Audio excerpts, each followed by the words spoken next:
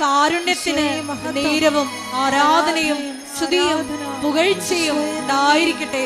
പരിശുദ്ധ പരമ ദിവ്യ കാരുണ്യത്തിന് നേരവും ആരാധനയും സ്തുതിയും പുകഴ്ചയും ഉണ്ടായിരിക്കട്ടെ. പരിശുദ്ധ പരമ ദിവ്യ കാരുണ്യത്തിന് നേരവും ആരാധനയും സ്തുതിയും പുകഴ്ചയും ഉണ്ടായിരിക്കട്ടെ. കൃപകൾക്കും അനുഗ്രഹങ്ങൾക്കും നന്ദി പറയുന്നു. Hallelujah, hallelujah. മഹത്വം, മഹത്വം. ആരാധന, ആരാധന. ഹല്ലേലൂയ, ഹല്ലേലൂയ, ഹല്ലേലൂയ. യേശുവേ നന്ദി, യേശുവേ ആരാധന. ഹല്ലേലൂയ.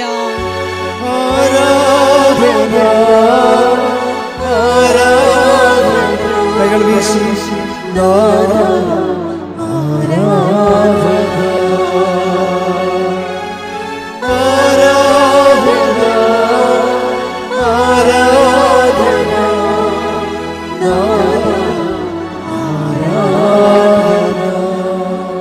പരിശുദ്ധ പരമ ദിവ്യ കാരുണ്യത്തിന്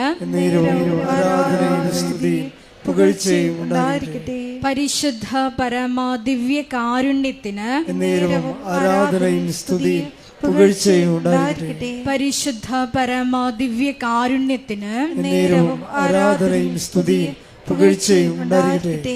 അമ്മേ പരിശുദ്ധമ്മേ, അമ്മേ പരിശുദ്ധമ്മേ, ദൈവമാതാവേ, ദൈവമാതാവേ, 2004 ഡിസംബർ 7-ാം തീയതി 2004 ഡിസംബർ 7-ാം തീയതി ഉച്ചകഴിഞ്ഞ് 2:30 കൃപാസനത്തിൽ സംഭവിച്ച അമ്മയുടെ പ്രത്യക്ഷപ്പെടലിനെ കുറിച്ച് തിരുസഭയ്ക്ക് സമർപ്പിച്ചിരിക്കുന്ന പഠനരേഖകളുടെ മേൽ വസ്തുനിഷ്ഠവും ദൈവശാസ്ത്ര വിധി പ്രകാരമുള്ളതുമായ അന്വേഷണ പഠനങ്ങൾ നടത്തി ആ പ്രത്യക്ഷപ്പെടലിലൂടെ പ്രകടമായ ദൈവമാതാവിന്റെ പ്രത്യേക കരുതലും സംരക്ഷണവും വെളിപ്പെടുത്തുന്ന പീഡിതരുടെ ആശ്വാസവും പ്രവാചകന്മാരുടെ രാജ്ഞിയും വാഗ്ദാനത്തിന്റെ പേടകവും പ്രപഞ്ച പ്രകൃതിയുടെ മാതാവുമായ പരിശുദ്ധ അമ്മയുടെ ഭക്തി തിരുസഭയിൽ കൂടുതൽ പ്രചരിച്ച്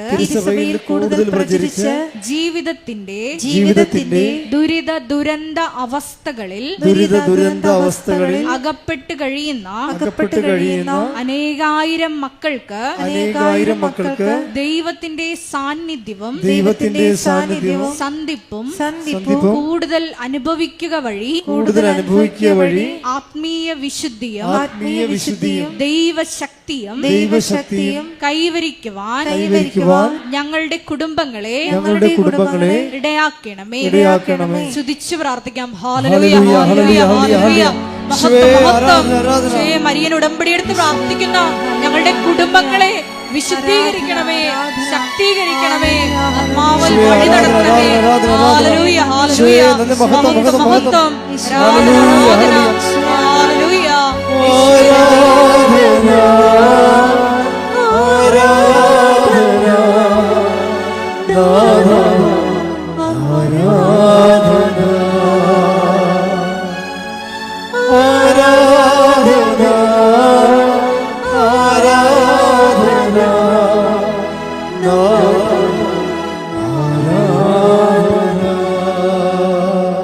പരിശുദ്ധ പരമ ദിവ്യ കാരുണ്യത്തിന് ആരാധനയും സ്തുതിയും പുകഴ്ചയും ഉണ്ടായിരിക്കട്ടെ. പരിശുദ്ധ പരമ ദിവ്യ കാരുണ്യത്തിന് ആരാധനയും സ്തുതിയും പുകഴ്ചയും ഉണ്ടായിരിക്കട്ടെ. പരിശുദ്ധ പരമ ദിവ്യ കാരുണ്യത്തിന് ആരാധനയും സ്തുതിയും പുകഴ്ചയും ഉണ്ടായിരിക്കട്ടെ. അമ്മേ പരിശുദ്ധ അമ്മേ, അമ്മേ പരിശുദ്ധ അമ്മേ, ഭൂസ്വർലോകങ്ങളുടെ രാജ്ഞിയായ അങ്ങയ്ക്ക് ഭൗമ സംരക്ഷണത്തിനായി പ്രപഞ്ച പ്രകൃതിയെ തന്നെ തിരുസഭ പ്രതിഷ്ഠിക്കുവാൻ ഈ പ്രത്യക്ഷീകരണം വഴി ഇടയാക്കണമേ. പരിശുദ്ധ അമ്മേ, ജപമാല മാതാവേ, ബഹുമാന മാതാവേ, സകല കൃപാസനം പ്രാർത്ഥനകളോടും ചേർത്ത് ഞങ്ങളിപ്പോൾ പ്രാർത്ഥിക്കുന്ന ഈ സമൂഹത്തിന്റെ പ്രത്യേക നിയോഗങ്ങളും മൗനമായിട്ട് നമ്മുടെ വ്യക്തിപരമായ പ്രാർത്ഥനാ വിഷയങ്ങൾ കൃപാസനത്തിൽ ജീവനോടെ പ്രത്യക്ഷപ്പെട്ട ദൈവമാതാവിന്റെ മധ്യസ്ഥയിൽ ദിവികാരുണ്യ സന്നിധിയിൽ സമർപ്പിച്ച് നമുക്കൊരു നിമിഷം മൗനമായിട്ട് പ്രാർത്ഥിക്കാം.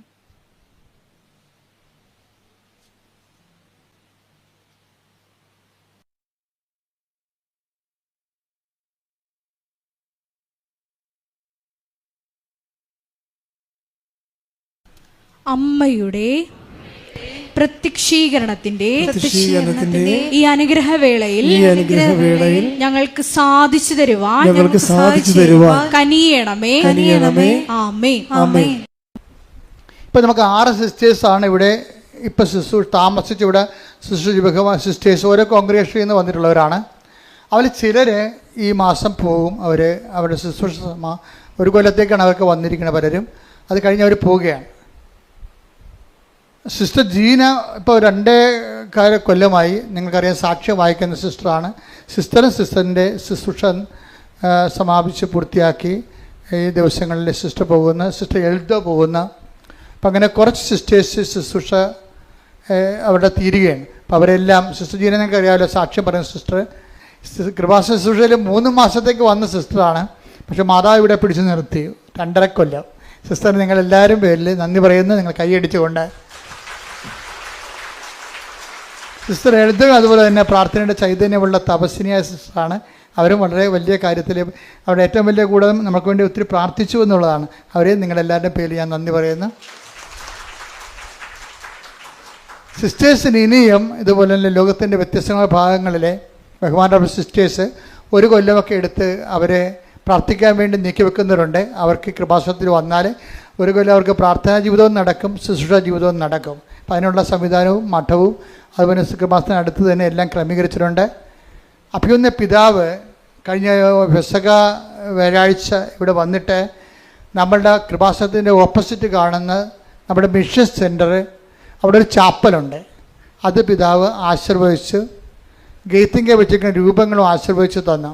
അത് ആശീർവദിച്ചതിൻ്റെ കാരണം രൂപത ഇപ്പോഴും നമ്മളുടെ മഹാജൂബിലി നടക്കുകയാണ്. കർത്താവിൻ്റെ രക്ഷയുടെ 2025 വർഷം. അപ്പോൾ അതിനോടനുബന്ധിച്ച് കൊണ്ടുള്ള ജൂബിലിക്ക് ഇത് ജൂബിലിയുടെ ആശീർവദിച്ച ചാപ്പല് കൃപാസനം ധ്യാനകേന്ദ്രം അതിന് വിമോചനത്തിനുള്ള ഒരു സ്ഥലമായി രൂപത മെത്രാൻ പ്രഖ്യാപിച്ചിട്ടുണ്ട്. അപ്പോൾ തീർത്ഥാടകർ വരുന്നവർക്ക് ഇവിടെ കുമ്പസാരിക്കാനും ദണ്ഡവിമോചനം പ്രാപിക്കാനുള്ള അവസരങ്ങളുണ്ട്. അതിൻ്റെത് ആ സമുച്ചയം എന്ന് പറയുന്നത് നമ്മുടെ റോഡിൻ്റെ പടിഞ്ഞാവശത്ത് കാണുന്ന നമ്മളുടെ മിഷൻ സെൻ്ററാണ്. അവിടെയാണ് പിതാവ് തീർത്ഥാടന കേന്ദ്രമായിട്ട് പ്രഖ്യാപിച്ച് ചാപ്പൽ വെഞ്ചരിച്ചിരിക്കുന്നത്. അതിൻ്റെ പേര് കൃപാസനം മിഷൻ സെൻ്റർ എന്നാണ്. നിങ്ങൾ കാണാം, നേരെ പടിഞ്ഞാവശത്ത് കാണുന്നതാണ്. അപ്പോൾ അവിടെ നിങ്ങൾക്ക് തീർത്ഥാടകർ കൂടി വരാവുന്നതാണ്. അപ്പോൾ അവിടെ അങ്ങനെ വരുന്നവർ അവിടെയാണ് വന്നിട്ട് കുമ്പസാരം കഴിഞ്ഞിട്ട് ദൈവവിമോചന ശുശ്രൂഷ കഴിഞ്ഞിട്ട് പോകേണ്ടത്. Thank you. കൃപാസനം നേർച്ച വസ്തുക്കളെക്കുറിച്ചുള്ള അറിയിപ്പ് എപ്പോഴും നമ്മൾ ശ്രദ്ധിക്കുക. കൃപാസനത്തിൻ്റെ ഏറ്റവും ദൈവികമായ ചൈതന്യമുള്ളത്, ദൈവികമായ ശുശ്രൂഷ, വിശ്വാസ പ്രയോജനം നേർച്ച വസ്തുക്കളിലാണ്. അപ്പോഴെന്ത് പറഞ്ഞാൽ കൃപാസനം നേർച്ച വസ്തുക്കൾ എന്ന് പറയുന്നത് 10-12 പ്രാവശ്യം പ്രത്യേക പ്രാർത്ഥന ചൊല്ലി വെഞ്ചരിക്കുന്നതാണ്. അത് നമ്മുടെ സ്റ്റോളിലാണ് ലഭിക്കുന്നത്. അപ്പോൾ ചില ആൾക്കാർ ഇതിൻ്റെ അകത്ത് പുറത്തുള്ളവർ അവർ വീട്ടിൽ നിന്നൊക്കെ ഈ നേർച്ച വസ്തു ഇതുപോലെ തിരികെ കൊണ്ടുവന്നിട്ട് അച്ഛൻ വെഞ്ചരിച്ചാണെന്ന് പറയും. ആൾക്കാരെ പറ്റിക്കും. അപ്പോൾ അത് നേരത്തെ ഞാൻ കുറേ നാളായത് കാണുന്നുണ്ട്. അപ്പോൾ ഇപ്പോൾ പക്ഷേ ഒത്തിരി ആൾക്കാർ പറ്റിക്കൽ വീണിട്ടുണ്ട്. അതുകൊണ്ടാണ് പറയണത്, പുറത്തുള്ള ഒരു നേർച്ച വസ്തുവും കൃപാസനമായിട്ട് യാതൊരു ബന്ധമില്ല. അത് അവരുടെ വിഷയങ്ങളാണ്. നിങ്ങൾക്ക് വെഞ്ചരിച്ച വസ്തുക്കൾ ഉള്ളതും ഉടമ്പടിയുടെ ബന്ധപ്പെട്ട കാര്യങ്ങളെല്ലാം ഉള്ളത് കൃപാസനകത്താണ്. പുറത്തുള്ള ഒരു വിഷയമായിട്ടും കൃപാസനത്തിന് ബന്ധമില്ലെന്ന് അറിയിക്കുന്നു. അഖണ്ഡ ജപമാല മധ്യസ്ഥ പ്രാർത്ഥന നടത്താൻ ആഗ്രഹിക്കുന്നവർ ഓഫീസുമായിട്ട് ബന്ധപ്പെടേണ്ടതാണ്. കൃപാസനം പത്രം ഇപ്പോൾ 22 ഭാഷകളിലുണ്ട്. പുതിയ ഭാഷകളിൽ ഇപ്പോൾ അറബിയിലും അതുപോലെ തന്നെ ചൈനീസ് ഭാഷയിൽ വരെ കൃപാസനം പത്രമുണ്ട്. അപ്പോൾ ഓരോരുത്തരും അവിടെയുള്ള പ്രേക്ഷിതരാണ് ഇതെല്ലാം ചെയ്യണത്. ഇപ്പോൾ നമ്മുടെ അനുവാദത്തോടും അംഗീകാരത്തോടുകൂടിയാണ് അതൊക്കെ ചെയ്യണത്. അപ്പോൾ അതുപോലെ നിങ്ങൾക്കും നിങ്ങൾ ഏതെങ്കിലും രാജ്യങ്ങൾ, ഇപ്പോൾ ഇവിടെ ഇല്ലാത്ത പത്രങ്ങൾ എന്തെങ്കിലും നിങ്ങൾ ആ രാജ്യങ്ങളുണ്ടെങ്കിൽ നിങ്ങൾക്ക് അതനുസരിച്ച് പ്രേക്ഷിത വേലയിൽ പങ്കെടുക്കാവുന്നതാണ്. എപ്പോഴും ശ്രദ്ധിക്കേണ്ട വിഷയം, ഉടമ്പടി ധ്യാനം നിങ്ങൾ കൂടാതിരിക്കരുത്. ഇപ്പം ഇന്ന് കൂടിയാൽ വീണ്ടും ഓർക്കേണ്ടി വരുമല്ലോ. അപ്പം നിങ്ങൾ ഒരിക്കൽ കൂടി ഈ ധ്യാനം ചൊവ്വാഴ്ച അപ്പ് ചെയ്യുമ്പോൾ നിങ്ങളതിൽ കൂടണം. അതുപോലെ തന്നെ എല്ലാ ദിവസവും ഉള്ളത് 10 മിനിറ്റ് 12 മിനിറ്റ് ശുശ്രൂഷ ഉണ്ട്. 5 പേർക്ക് നിങ്ങൾ പ്രത്യക്ഷ പ്രാർത്ഥന അച്ഛൻ നിങ്ങളോട് കൂടെ ചെല്ലണതാണത്. അത് മുടങ്ങിപ്പോകരുത്. പ്രത്യക്ഷ അതിന് ഡെയിലി ബ്രെഡ് എന്നാ പേര്. അത് 3 മിനിറ്റ് പ്രത്യക്ഷ പ്രാർത്ഥന, 3 മിനിറ്റ് അന്നത്തെ നിയോഗ പ്രാർത്ഥന, ഒരു ബാക്കിയുള്ള സമയം 12 മിനിറ്റ് വരെ. എന്നുവെച്ചാൽ ബാക്കിയുള്ള ഒരു 4-5 മിനിറ്റ് 6 മിനിറ്റോളം ചിലപ്പോൾ വരും. അതെല്ലാം അന്നത്തെ സന്ദേശമാണ് നൽകണത്. അത് കൂടുകയും സ്റ്റാറ്റസ് ഇടുകയും ഷെയർ ചെയ്യുകയും ചെയ്യണമെന്ന് പ്രത്യേകം ഓർപ്പിക്കുന്നു. പരിശുദ്ധ പരമദിവ്യകാരുണ്യത്തിന് ആരാധനയും സ്തുതിയും പുകഴ്ചയും ഉണ്ടായിരിക്കട്ടെ. പരിശുദ്ധ പരമദിവ്യകാരുണ്യത്തിന് ആരാധനയും സ്തുതിയും പുകഴ്ചയും ഉണ്ടായിരിക്കട്ടെ.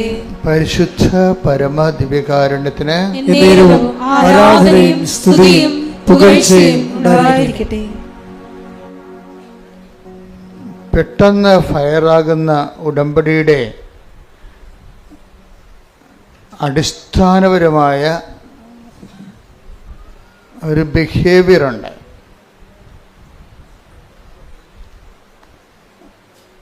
ഉടമ്പടിയുടെ പെട്ടെന്ന് ഫയറാകുന്ന, പെട്ടെന്ന്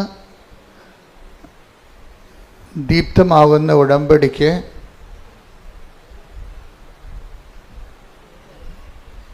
അതിൻ്റെ ആധാരത്തിൽ ഒരു ബേസിക് ആയിട്ടുള്ള ബിഹേവിയറുണ്ട്. ബിഹേവിയർ എന്ന് പറയുന്നത് എന്താണ്? പെരുമാറ്റം.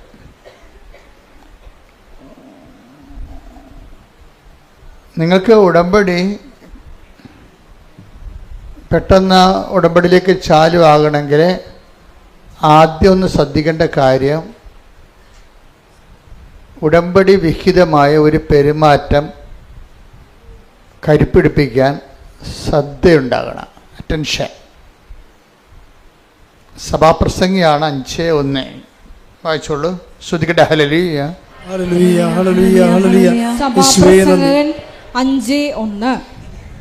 ദേവാലയത്തിലേക്ക് പോകുമ്പോൾ, ദേവാലയത്തിലേക്ക് പോകുമ്പോൾ സൂക്ഷ്മതയുള്ളവനായിരിക്കുക,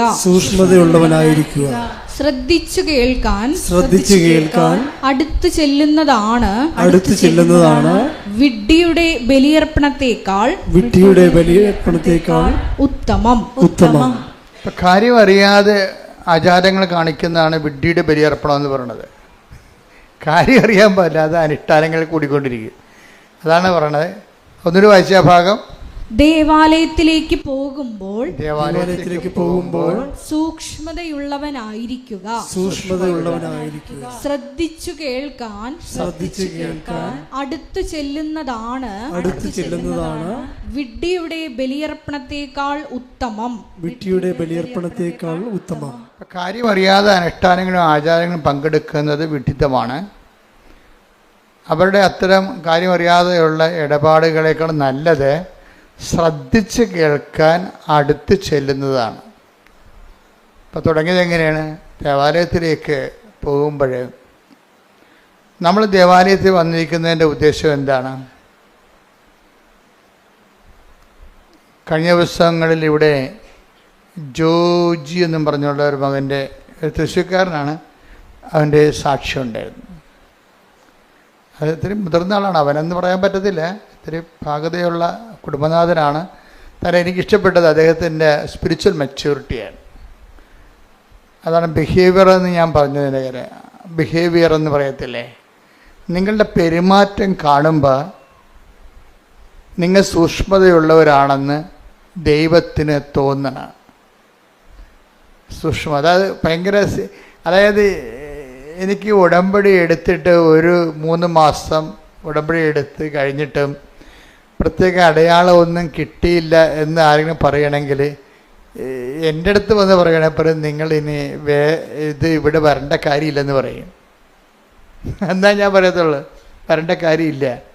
നിങ്ങൾക്ക് കഥ അറിയാതെ ആട്ടം കാണുകയാണ്. എന്തൊക്കെ എഴുതി കൊണ്ടുവന്ന് കെട്ടിത്താത്തുമ്പോൾ എന്തോ സംഭവം നടക്കുമെന്ന് വിചാരിച്ചതിൻ്റെ വിട്ടിവേഷം കെട്ടുകയാണ്.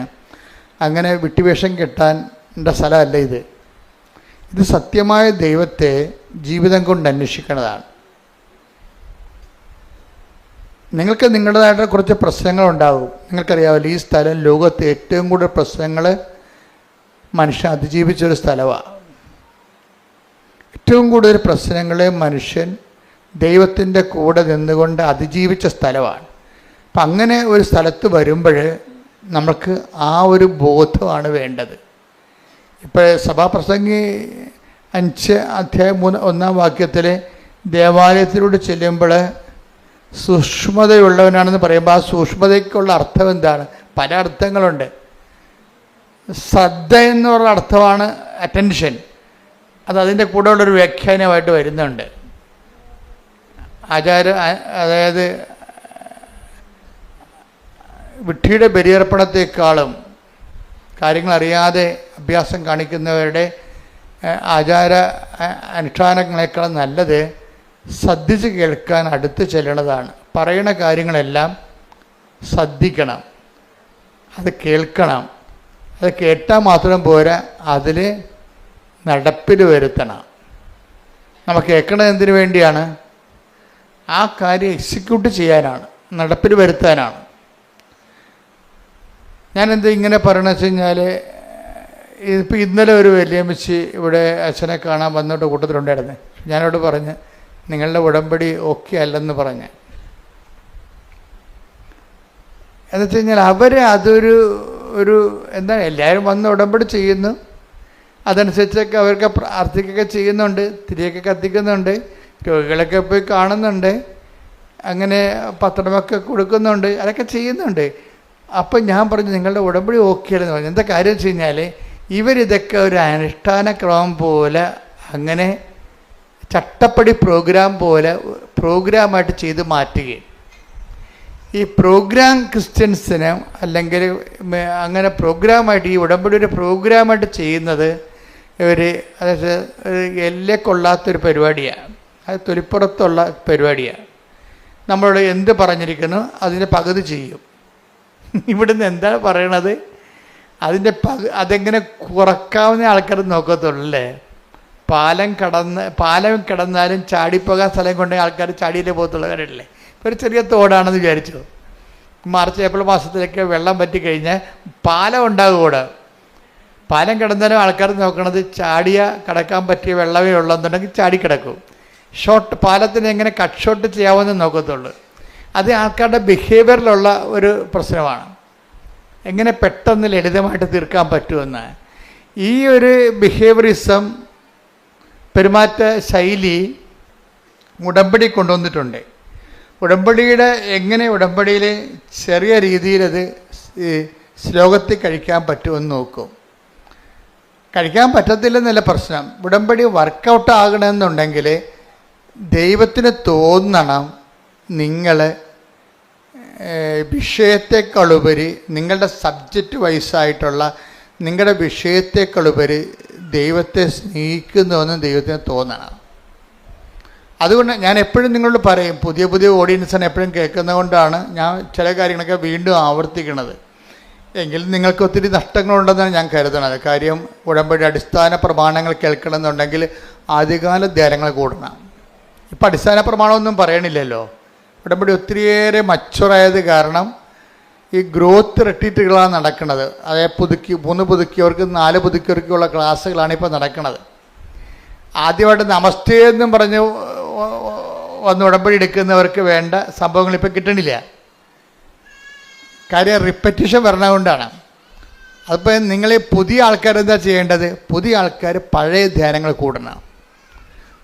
ഇതുമായിട്ട് രക്ഷപ്പെട്ടു പോകാൻ ഉദ്ദേശിക്കുന്നുണ്ടെങ്കിൽ പഴയ ധ്യാനങ്ങൾ കൂടണം. ഈ ഒരു കാലഘട്ടം എന്ന് പറയുന്നത് നല്ലൊരു കാലഘട്ടമാണ്. പണ്ട് പഴയ ധ്യാനങ്ങൾ കൂടണമെന്നൊക്കെ പറഞ്ഞു കഴിഞ്ഞാൽ ഒരു 10-20 കൊല്ലം മുമ്പ് പറഞ്ഞു കഴിഞ്ഞാൽ നിങ്ങൾ ഇവിടെ വരണം, അത് റെക്കോർഡ് ചെയ്ത് എടുത്തുകൊണ്ട് പോകണം, അത് കൊണ്ട് CD ആക്കണം, CD പ്ലെയറിലിട്ട് കേൾക്കണം. ഇപ്പം അങ്ങനെയൊന്നുമില്ല. ഇപ്പം മൊബൈലിൽ എല്ലാ സംഭവമുണ്ട്. സെക്കൻഡുകൾക്കുള്ളിൽ പഴയ ധ്യാനം കിട്ടും. അപ്പോൾ നമ്മൾക്ക് സംബന്ധിച്ചിടത്തോളം സാങ്കേതികത കാരണം ഒത്തിരി വളർന്ന കാരണം ഇത് വളരെ ഫെദർ ടച്ച്, ഫിംഗർ ടച്ചിലായിട്ടുണ്ട്. ഒന്ന് തൊട്ടാൽ മതി, കിട്ടും. പക്ഷെ തൊടാനുള്ള ഒരു നമ്മുടെ ഭാഗത്തു നിന്നുള്ള ഇൻവെസ്റ്റ്മെൻ്റ് ഉണ്ട്. ഇതൊരു ഇൻവെസ്റ്റ്മെൻറ്റ് ഒരു സീരിയസ് ആയിട്ടുള്ള പ്രശ്നമാണ്. ചില ആൾക്കാർക്ക് രാവിലെ ഉടമ്പടി എന്ന് പറയുമ്പോൾ ചിലപ്പോൾ രാവിലെ ഒരു പ്രാർത്ഥന പ്രാർത്ഥിച്ചാൽ പിന്നെ ഉടമ്പടി മറന്നു പോകും. മറവി ക്രിസ്ത്യാനി ഭയങ്കരമാണ്, മറവി മനുഷ്യർ ഭയങ്കരമാണ്. രാവിലെ ഒരു പ്രാർത്ഥന പ്രാർത്ഥിക്കും, പറ്റുമെങ്കിൽ അച്ഛൻ്റെ ആ ഡെയിലി ബ്രെഡൊന്ന് കൂടും. പിന്നെ ആ ദിവസം ചിലപ്പോൾ ഒന്നും ചെയ്യത്തില്ല. എന്ന് വെച്ച് കഴിഞ്ഞാൽ പിന്നെ ചിലർ വൈകുന്നേരത്തെ സന്ധ്യാപ്രാർത്ഥനയും ഉടമ്പടി പ്രാർത്ഥനയും ചെല്ലും. ഇതിൻ്റെ ഇടയ്ക്ക് ബാക്കി ഈ ഉടമ്പടി ഒരു ജീവിത രീതി ആയത് കാരണം ഈ പകലാണിത് ഉടമ്പടി മുഴുവനും ഉടമ്പടി ഒരു ജീവിതമാണ്. അപ്പം നമ്മുടെ റിസ്ക് എന്ന് പറയുന്നത് ദൈവത്തെ ബോധ്യപ്പെടുത്തണം. എന്താണ്? എൻ്റെ മക്കൾ കേൾക്കുന്നുണ്ട്, അച്ഛൻ പറഞ്ഞു സീരിയസ് ആയിട്ടുള്ള കാര്യമാണ് ഞാൻ പറയണത്. നിങ്ങൾ ഒത്തിരി കാര്യം എഴുതിയിടണമല്ല പ്രശ്നം, എഴുതിയിടേണ്ട ഇരട്ടി നടക്കും. പക്ഷേ നിങ്ങൾ ആ ഉടമ്പടിയുടെ കാര്യത്തിൽ എനിക്ക് മനസ്സിലായത് ഇതിൻ്റെ ഏറ്റവും വലിയ റിസ്ക് എന്താണെന്നറിയാവോ? ഉടമ്പടിയുടെ റിസ്ക് എന്ന് പറഞ്ഞാൽ എന്താണ്?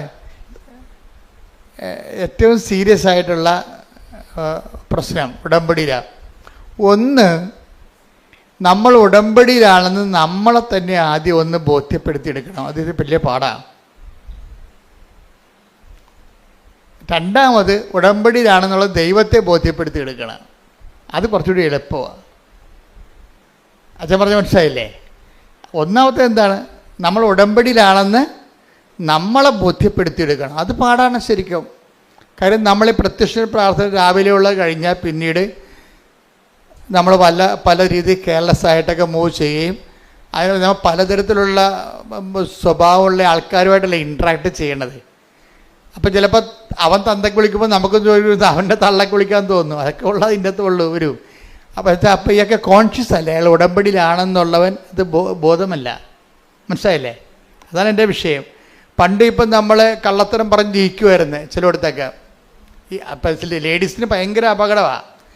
ലേഡീസിനുള്ള പ്രശ്നം വെച്ച് കഴിഞ്ഞാൽ, ഞാൻ ഇത്രയും നാൾ നിങ്ങൾ ലേഡീസാണെന്ന് പറഞ്ഞാൽ അച്ഛൻ അങ്ങനെ കുറ്റപ്പെടുത്തുന്ന പറയരുത്. പക്ഷെ നിങ്ങളുടെ രക്തത്തിലുള്ള സാധനം എന്നില്ല ഒരു സാധനം പുരുഷന്മാർക്കും ഉണ്ടത്, പക്ഷെ ലേഡീസിന് കൂടുതലാണ്. നിങ്ങൾ നിങ്ങളുടെ ഭാഗം കറക്റ്റാണെന്ന് പറയാൻ വേണ്ടി കള്ളത്തരങ്ങൾ പറയും നിങ്ങൾ. എന്നിട്ട് നിങ്ങൾ പറഞ്ഞ് ജയിക്കാൻ വേണ്ടി തരികിട കാര്യങ്ങൾ പറയും. അപ്പം നിങ്ങൾ ഉടമ്പടി ബ്രേക്കായില്ലേ? അപ്പം തന്നെ നിങ്ങൾ പറയുന്ന കാര്യങ്ങൾ, ഇപ്പം നിങ്ങൾ നാത്തുനുമായിട്ട് ഒരു വഴക്ക് ഒരു സംസാരം ഉണ്ടായി, ഇത് നിങ്ങൾ സ്റ്റാൻഡ് എടുത്ത് അപ്പം മറ്റുള്ളവർ കൂടെ നിൽപ്പുണ്ടെങ്കിൽ ആ നിങ്ങളുടെ സ്റ്റാൻഡ് പൊട്ടയാണെന്ന് കാണുകയാണെങ്കിൽ അവർ നിങ്ങൾക്ക് ഷെയിമായത് കാരണം നിങ്ങൾ കള്ളത്തരങ്ങൾ പറയും. കള്ളത്തരങ്ങൾ പറഞ്ഞ് പൊലിപ്പിച്ച് പറയും, പെരുപ്പിച്ച് പറയും, സത്യവിരുദ്ധമാക്കും. കാര്യം ഒരു വിഷയത്തിൻ്റെ സത്യമുണ്ട്, പിന്നെ ആ സത്യത്തിൻ്റെ പൊലിവ് രൂപങ്ങളുണ്ട്. സത്യത്തിൻ്റെ പൊലിപ്പിച്ച രൂപങ്ങൾ വെച്ച് കഴിഞ്ഞാൽ അതിങ്ങനെ വെച്ച് കെട്ടി പറയും. ഏച്ച് കെട്ടിക്കഴിഞ്ഞാൽ മുഴച്ചിരിക്കും. അപ്പോൾ എപ്പോഴും ഇതിൻ്റെ അകത്ത് വരുന്ന വിഷയം സത്യത്തിൻ്റെ പൊലിവ് രൂപങ്ങൾ, അത് നുണയാണ് ശരിക്കും പറഞ്ഞാൽ. മനസ്സിലായില്ലേ? ഇല്ലാത്ത കാര്യം നമ്മുടെ സ്റ്റാൻഡ് ക്ലിയർ ചെയ്യാൻ വേണ്ടി ഉണ്ടാക്കി വലിപ്പത്തിൽ പറയും. അതെല്ലാം ലേഡീസിന് കുറേ പ്രശ്നങ്ങളുള്ളതാണ് ഇതിൻ്റെ അകത്ത്. നമ്മളറിയാതെ പോവുകയാണ് ശരിക്കും പറഞ്ഞാൽ. നമ്മളിങ്ങനെ ചെയ്യുമ്പോൾ തന്നെ സത്യം ബ്രേക്ക് ഡൗൺ ആകുന്നുണ്ടെന്നും അപ്പോൾ നമ്മൾ ഉടമ്പടി ബ്രേക്ക് ചെയ്യുന്നതോടെ നമുക്കറിയത്തില്ല. അപ്പം അതുകൊണ്ട് ആദ്യത്തെ റിസ്ക് എന്ന് പറഞ്ഞാൽ എന്താണ്? നമ്മൾ ഉടമ്പടിയിലാണെന്ന് നമ്മളെ തന്നെ ബോധ്യപ്പെടുത്തി എടുക്കുന്നതാണ് ആദ്യത്തെ റിസ്ക്. അത് ഒരു നല്ല പരിശീലനത്തിലൂടെ ഉണ്ടാകത്തുള്ളൂ. നല്ല പരിശീലനത്തിലൂടെ, അതായത് ഉടമ്പടി ഒരു ബോധമാണ് ശരിക്കും ആദ്യമേ. അതുകൊണ്ടാണ് സഭാപ്രസംഗം 5:1 പറയുന്നത് എന്താണ്? ദേവാലയത്തിലേക്ക് ചെല്ലുമ്പോൾ ദേവാലയത്തിലേക്ക് ചെല്ലുമ്പോൾ നീ സൂക്ഷ്മതയുള്ളവനാവുക. അതൊരു ബോധമാണ്, കോൺഷ്യസ് ആണ്. ഇപ്പം പുതിയ ഉടമ്പടിക്കാരായാലും പുതുക്കിയ ഉടമ്പടിക്കാരായാലും എപ്പോഴും ഒരു കോൺഷ്യസ് ഫോം ചെയ്യണം. ഈ കോൺഷ്യസ് ഫോം ചെയ്യാൻ വേണ്ടിയാണ് ഉടമ്പടി കാശുരൂപം നെഞ്ചത്ത് കെട്ടി തന്നിരിക്കുന്നത്. പിടികിട്ടിയ ഇത് കുറേ നേർച്ച വസ്തുക്കളുണ്ട് ഇതിൻ്റെ അകത്ത്. ഈ നേർച്ച വസ്തുക്കളുടെ എല്ലാ ഉപയോഗവും ഇതിലെ ഒരു കാരണം നിങ്ങൾ ഉടമ്പടിയിലാണെന്നുള്ള കാര്യം നിങ്ങളെ തന്നെ ബോധ്യപ്പെടുത്തിയെടുക്കേണ്ടതാണ്. അത് വിശ്വാസ പ്രയോഗത്തിനുള്ളതാണല്ല.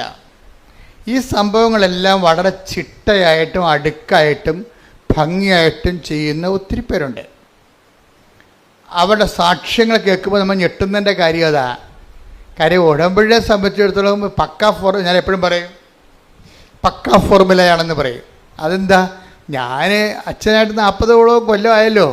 ഇത്രയും നാൾ പഠിക്കണ കാലത്ത് കൃത്യമായിട്ട് 10 കൊല്ലം കൃത്യമായിട്ട് പഠിച്ചിട്ടുണ്ട്. ഇന്നും പഠനം ഞാൻ നിർത്തിയിട്ടില്ല. ഒരു കാലത്തും ഞാൻ പഠനം നിർത്തിയിട്ടില്ല. എൻ്റെ മുറി മുഴുവൻ ബുക്കുകളാണ്. ലൈബ്രറി വേറെ ഉണ്ടാക്കി വെച്ചിട്ടുണ്ട് ഇവിടെ. എന്നിട്ട് ആയിരക്കണക്കിന് രൂപയുടെ പുസ്തകങ്ങൾ എല്ലാ കൊല്ലവും മേടിച്ച് കൂട്ടുകയും ചെയ്യും. പുതിയ പുതിയ കാര്യങ്ങൾ വരുമ്പോഴും പഠനങ്ങൾ വരുമ്പോഴും അതെല്ലാം ശ്രദ്ധിക്കുകയും അപ്ഡേഷൻ നടത്തുകയും ചെയ്യും. അതിങ്ങനെ മുഴുവൻ നിങ്ങൾക്കിങ്ങനെ കൊട്ടതങ്ങ പോലെ ഞാൻ എഴുതി പൂളി തരത്തില്ല. അതിനെ അസിമുലേറ്റ് ചെയ്തിട്ട് അതിൻ്റെ സത്യാവശങ്ങൾ പരിശോധിക്കും. അപ്പോൾ ഒരു നിരന്തര പഠനത്തിലാണ്. ഈ ഒരു തീഷ്ണത നിങ്ങളുടെ ഭാഗത്തുനിന്ന് ഉണ്ടാകണം. ഉടമ്പടിയിലൂടെ നിങ്ങൾ ജീവിക്കുകയും പഠിക്കുകയും ചെയ്യാൻ. നിങ്ങളെ പലരും എടുക്കുന്നത് ഡിസ്പോസിബിൾ ഉടമ്പടിയാണ് എടുക്കുന്നത്. ഡിസ്പോസിബിൾ ഉടമ്പടി, ഡിസ്പോസിബിൾ ഗ്ലാസ് ഇല്ലേ, ഇപ്പം നിരോധിച്ചിട്ടുണ്ട് ഗവൺമെൻറ് അല്ലേ. ഇപ്പം നിരോധിച്ച ഡിസ്പോസിബിൾ ഗ്ലാസ്, അത് കാപ്പി കുടിച്ചിട്ട് ഗ്ലാസ് എടുത്ത് എറിഞ്ഞ് ഡിസ്പോസ് ചെയ്ത് കളയും. അത് പല ആൾക്കാരും വഴിയിലാണ് കളയുന്നത്. ഇതുപോലെ തന്നെ ഡിസ്പോസിബിൾ ഉടമ്പടി എടുത്തിട്ടുണ്ട് കുറേ ആൾക്കാർ. എന്ന് വെച്ച് കഴിഞ്ഞാൽ അതിൻ്റെ അകത്ത് നിങ്ങളുടെ IELTS മറ്റേ PR മാത്രം എടുത്തിട്ട് ഉടമ്പടി കളയും. ഡിസ്പോസിബിൾ ഉടമ്പടി പുതിയ അങ്ങനെ കുറേ അവതാരങ്ങളുണ്ട്. ഭയങ്കര മുതലുകളല്ല വന്നത്,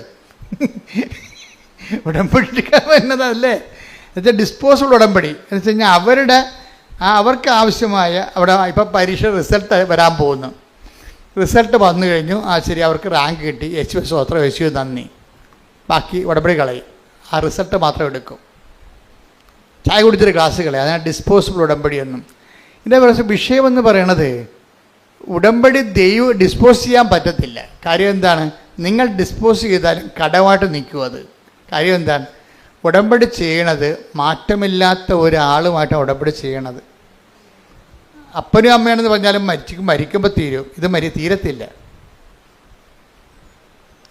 അപ്പനും അമ്മയാണെന്ന് മരിക്കുമ്പോൾ തീരുമല്ല. മരിക്കുമ്പോൾ തീരുമെന്നുള്ള കാര്യം നിങ്ങൾ പറയൂ, മരിക്കുമ്പോൾ തീരത്തില്ല അച്ഛാ. അപ്പം മരിച്ചതിൻ്റെ ഓർമ്മ ഇപ്പോഴും ഉണ്ടാവും. ശരി, പക്ഷേ ആത്മക്കാണ്ട ദിവസമൊന്നും ചെല്ലാൻ സെമിത്തേരി ഒരു പൂച്ചക്കളിയും കാണത്തില്ല. പിറ വർദ്ധിക്കുക ഒരു സ്വർഗസ്ഥനായ പിതാവ് എല്ലാം കാണത്തില്ല. അത് ഈ വെറുതെ ഈ അഭ്യാസം 30-നും കുഴിയാഴ്ചയ്ക്കും 41-നൊക്കെ വെറുതെ മോങ്ങണാണേ.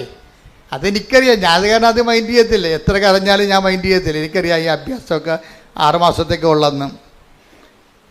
പിന്നെ അപ്പൻ്റെ മരിച്ചതിന് ഡേറ്റ് പോലും മറന്നു പോകും. ഇപ്പം വിളിച്ചു വെച്ചാൽ അത് ഓരോരുത്തരും വിളിച്ചു, എൻ്റെ അപ്പൻ എന്നാ മരിച്ചു വെച്ചാൽ അപ്പം ഡേറ്റ് അത് ഏത് വർഷമാണ് മരിച്ചത് അറിയാൻ പോലെ. പക്ഷെ അങ്ങനെ ഒരു ഡിസ്പോസിബിൾ ആളുമായിട്ടും അല്ല. അപ്പം വരെ ഇപ്പം ഡിസ്പോസിബിൾ ആണെന്ന് മനസ്സിലായില്ലേ, കളഞ്ഞു, ഓർമ്മ പോലും പോയി, മരിച്ചത് എന്നാന്ന് പോലും അറിയാൻ പറ്റില്ല. അങ്ങനെ ഒരാളുമായിട്ടല്ല നമ്മൾ ഉടമ്പടി എടുത്തിരിക്കുന്നത്.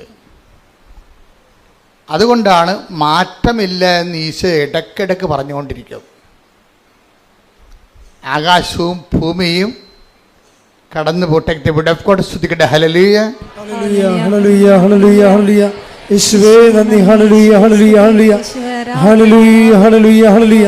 യേശുവേ നന്ദി, സ്തുതി, സ്തുതി. ഹല്ലേലൂയ, ഹല്ലേലൂയ. ശുദ്ധ പരമ ദിവ്യകാരുണ്യത്തിന് ആരാധനയും സ്തുതിയും പുകഴ്ചയും ഉണ്ടായിരിക്കട്ടെ. മത്തായി 24:35. ആകാശവും ഭൂമിയും കടന്നു പോകും. ആകാശവും ഏറ്റു പറഞ്ഞ് ആകാശവും ഭൂമിയും കടന്നു പോകും. എന്നാൽ എന്റെ വചനങ്ങൾ കടന്നു പോവുകയില്ല. അപ്പോൾ വചനങ്ങൾ കടന്നു പോകുകയില്ല എന്ന് പറയുമ്പോൾ കർത്താവ് അവൻ പറയണ പോലെ നമ്മൾ ചെയ്തോളാം എന്നാണ് പറഞ്ഞിരിക്കണേ. എപ്പോഴും മനസ്സിലാക്കേണ്ട ഒരു വിഷയം എന്ന് വെച്ച് കഴിഞ്ഞാൽ കർത്താവിൻ്റെ മാറ്റമില്ലാത്തവനുമായിട്ടാണ് നമ്മൾ ഉടമ്പടി എടുത്തിരിക്കുന്നത്. അപ്പോൾ നമ്മുടെ വിഷയങ്ങൾ മാറിയാലും ഉടമ്പടി ജീവിതത്തിന് പിന്നെയും നിലനിൽപ്പും പ്രസക്തിയും ഉണ്ട്. ദൈവത്തോടാണ് നമ്മൾ ഉടമ്പടി ചെയ്തിരിക്കണം എന്നുള്ളൊരു ബോധമാണ് ഈ ദേവാലയത്തിലേക്ക് പോകുമ്പോൾ സൂക്ഷ്മതയുള്ളവനാകണമെന്ന് പറയുമ്പോൾ ആ സൂക്ഷ്മത എന്ന് പറയണത് ഒരു ബോധമാണ്. എന്താണ് ബോധം? അതിൽ ഒന്നാമത്തെ ബോധം എന്താണ്? ഞാൻ ദൈവത്തോടാണ് ഉടമ്പടി എടുത്തിരിക്കുന്നത്. അത് ഡിസ്പോസിബിൾ അല്ല, അത് ഡിസ്പോസിബിൾ അല്ല. ഇത് എന്നെ പറഞ്ഞ് പഠിപ്പിക്കണം തന്നെത്താൻ. അതാണ് പറയണത് ഉടമ്പടി എന്ന് പറയണത്. എൻ്റെ റിസ്കിൽ ഒന്നാമത്തെ കാര്യം എന്താണ്? ഞാൻ ഉടമ്പടിയിലാണെന്ന് തന്നെ പറഞ്ഞ് പഠിപ്പിക്കുന്നതാണ് എൻ്റെ ഒന്നാമത്തെ റിസ്ക്. ഒന്ന് പറഞ്ഞേ, ഞാൻ ഉടമ്പടിയിലാണെന്നൊന്ന് ആവർത്തിച്ച് പറഞ്ഞേ. ഞാൻ ഉടമ്പടിയിലാണ്, ഞാൻ ഉടമ്പടിയിലാണ്, ഞാൻ ഉടമ്പടിയിലാണ്, ഞാൻ ഉടമ്പടിയിലാണ്. Okay, praise the Lord. Praise the Lord. അപ്പോൾ ഇത് ഇടയ്ക്ക് എല്ലാ ദിവസവും ഒന്ന് പറയണത് നല്ലതായിരിക്കും കേട്ടോ. പ്രത്യേകിച്ച് നിങ്ങൾ കാത്തലിക്സ് കുമ്പസാരിക്കുമ്പോൾ എവിടെയാണ് ഈ ഉടമ്പടി ദിവസങ്ങളിൽ കാര്യം ഒരു അവിശുദ്ധമായൊരു വ്യക്തിയുമായിട്ട് ദൈവത്തിന് ഉടമ്പടി നിലനിൽക്കാൻ പാടായിരിക്കും. മനസ്സിലായില്ലേ? അതുകൊണ്ടാണ് എബ്രാഹത്തിനോട് പറഞ്ഞത്. എന്താണ് എബ്രാഹത്തിനോട് എന്താ ദൈവം പറഞ്ഞേ? അതാ പഴയ ധ്യാനത്തിൽ നിന്ന് എടുത്ത് പറയണേ കേട്ടോ. അത് പറഞ്ഞെടുത്ത് 17:1 എടുത്ത് ശ്രുതികട്ടെ. ഹല്ലേലൂയ. ഉൽപ്പത്തി 17:1. ഉൽപ്പത്തി 17:1. അബ്രാമിന് 99 വയസ്സായപ്പോൾ കർത്താവ് പ്രത്യക്ഷപ്പെട്ട് അവനോട് അരുൾ ചെയ്തു, സർവശക്തനായ ദൈവമാണ് ഞാൻ, എന്റെ മുമ്പിൽ വ്യാപരിക്കുക, കുറ്റമറ്റവനായി വർത്തിക്കുക. അതായത് ബൈബിളിൻ്റെ ഒരു പ്രശ്നം എന്ന് പറയണത് ഈ മനുഷ്യനെ നിരായുധീകരിക്കും. അതാണ് ഒരു പ്രശ്നം. ബൈബിളിൻ്റെ ഏറ്റവും രൂക്ഷമായ ഒരു പ്രശ്നമാണത്. നിരായുധീകരിക്കുമ്പോൾ എന്നാ പറ്റുക കഴിഞ്ഞാൽ ആയുധം കൊണ്ടുള്ള കളികളെല്ലാം ദൈവത്തിൻ്റെ ഭാഗത്തേക്ക് നമുക്ക് കൈമാറും. ഇത് അറിഞ്ഞിട്ട് വേണം ബൈബിളുമായിട്ട് ജീവിക്കാൻ തുടങ്ങാൻ. എന്ന് വെച്ച് കഴിഞ്ഞാൽ ചില സമയത്ത് ആയുധം വെച്ചുള്ള കളികളുണ്ടാകുമല്ലോ ജീവിതത്തിലൊക്കെ. അതിർത്തി തർക്കം, അടിപിടി, ആക്രമണങ്ങളൊക്കെ ഉണ്ടായത്. ഇങ്ങനെയുള്ള ചില ബലപരീക്ഷണങ്ങളൊക്കെ ജീവിതത്തിൽ വരും. ഇപ്പം ഞങ്ങളൊക്കെ ഇവിടം വരെ ഈ ശുശ്രൂഷ വരെ എത്തുമ്പോൾ എന്താ ഇതിനുള്ളിൽ ബലപരീക്ഷണങ്ങളുടെ ഒത്തിരിയേറെ ചാൻസുകളുണ്ടാവും. നമ്മളെന്നാ ചെയ്യും? ഈ ബലപരീക്ഷണങ്ങളെ നാട്ടുകാരെപ്പോലെ കിടന്നുകൊണ്ട് ബഹളം ഉണ്ടാക്കാനോ അടിപിടി ഉണ്ടാക്കാനോ നിൽക്കുക ഇല്ല. ആ ഫയല് മാതാവ് വഴി ഈശോയ്ക്ക് അങ്ങോട്ട് കൈമാറും. ഞങ്ങൾക്കറിയാം ഇതൊക്കെ ഒപ്പിടുമെന്ന്. കാര്യം ഇവരെ ഏൽപ്പിച്ചിരിക്കുന്നത് ഈ ബലപരീക്ഷണത്തിനാണ്. സാത്താൻ്റെ തല തകർക്കാൻ വേണ്ടി ദൈവം സൃഷ്ടിച്ച സംഭവമാണ്. പക്ഷേ എന്താ പ്രശ്നം? നിങ്ങൾക്ക് അമ്മാത്തിൽ നിന്ന് ഇറങ്ങുകയും ചെയ്ത് ഭാര്യത്ത് എത്തിയില്ലെന്നുള്ള അവസ്ഥയാണ് പലരുടെ. അതിപ്പോൾ ഒരു പഴഞ്ചൊല്ലാണ്.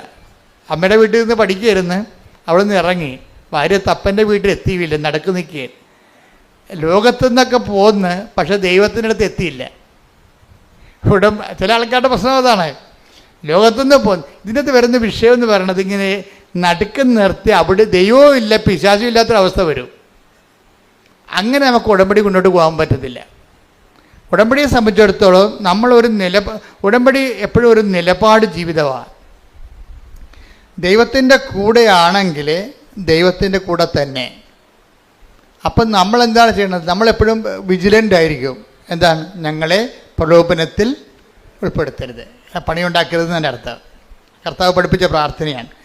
ദൈവത്തിൻ്റെ പക്ഷം ചേരാൻ പത്രോസിന് വാളെടുക്കാനുള്ള അവസരങ്ങൾ ഉണ്ടായിരുന്നു. പത്രോസ് വാളെടുക്കുകയും ചെയ്ത്. അത് കർത്താവിനെ തന്നെ രക്ഷിക്കാൻ വേണ്ടിയാണ് വാളെടുത്തത്. പക്ഷെ കർത്താവ് പറഞ്ഞ് അങ്ങനെ നീ വാളെടുത്ത് തന്നെ രക്ഷിക്കണ്ട എന്ന് പറഞ്ഞ്. അതാണ് സംഭവം. ഇപ്പം വാൾ ഉറയിലിട്ടിട്ട് അവൻ മാറി നിന്ന് അത് പറഞ്ഞ് ഇപ്പം പിതാവിൻ്റെ സമയമാണ് എന്ന് പറയും. ഇപ്പം നീ എന്നെ ഇങ്ങനെ രക്ഷിച്ചിട്ടും വലിയ കാര്യമില്ല, ഇപ്പം ഇത് ക്ലേശങ്ങളുടെ സമയമാണ്. അപ്പോൾ ഈശോ എന്താ പ്രാർത്ഥിക്കണത്? പിതാവേ, അങ്ങേ പുത്രനെ മഹത്വപ്പെടുത്തണമേ. അതാണ് വിഷയം. അതിനെല്ലാം സമീപനങ്ങളുണ്ട്. സുവിശേഷം കരുത്താർന്നൊരു സമീപനമാണ്. നമ്മളെ വിശുദ്ധിയോടെ തുടരുകയും ചെയ്യണം, അതേസമയം തന്നെ പ്രലോഭനങ്ങളെ അതിജീവിക്കണം, അതേസമയം നമുക്കെതിരെ വരുന്ന ബലപരീക്ഷണങ്ങൾക്ക് ദൈവത്തെ കക്ഷി ചേർക്കുകയും ചെയ്യണം. വളരെ തന്ത്രപരമായൊരു ജീവിതമാണിത്. തന്ത്രപരമായ ജീവിതമാണ്. അത് യേശു ജീവിച്ച് തീർത്ത ഒരു ജീവിതമാണ്. യേശു ജീവിച്ച് തീർത്ത ഒരു ജീവിതം. ഇതിൽ നമുക്ക് മൊത്തം അനുകരിക്കാൻ പറ്റുമോ എന്ന് ചോദിച്ചു കഴിഞ്ഞാൽ നമുക്ക് ഓരോ മനുഷ്യനും അതിൻ്റെതായിട്ടുള്ള പരിമിതികളുണ്ടെങ്കിലും നമ്മുടെ ഭാഗത്തുനിന്ന് ഒരു സുവിശേഷ വിഹിതമായി ജീവിക്കണം എന്നുള്ള ബോധം ഉണ്ടാകണം.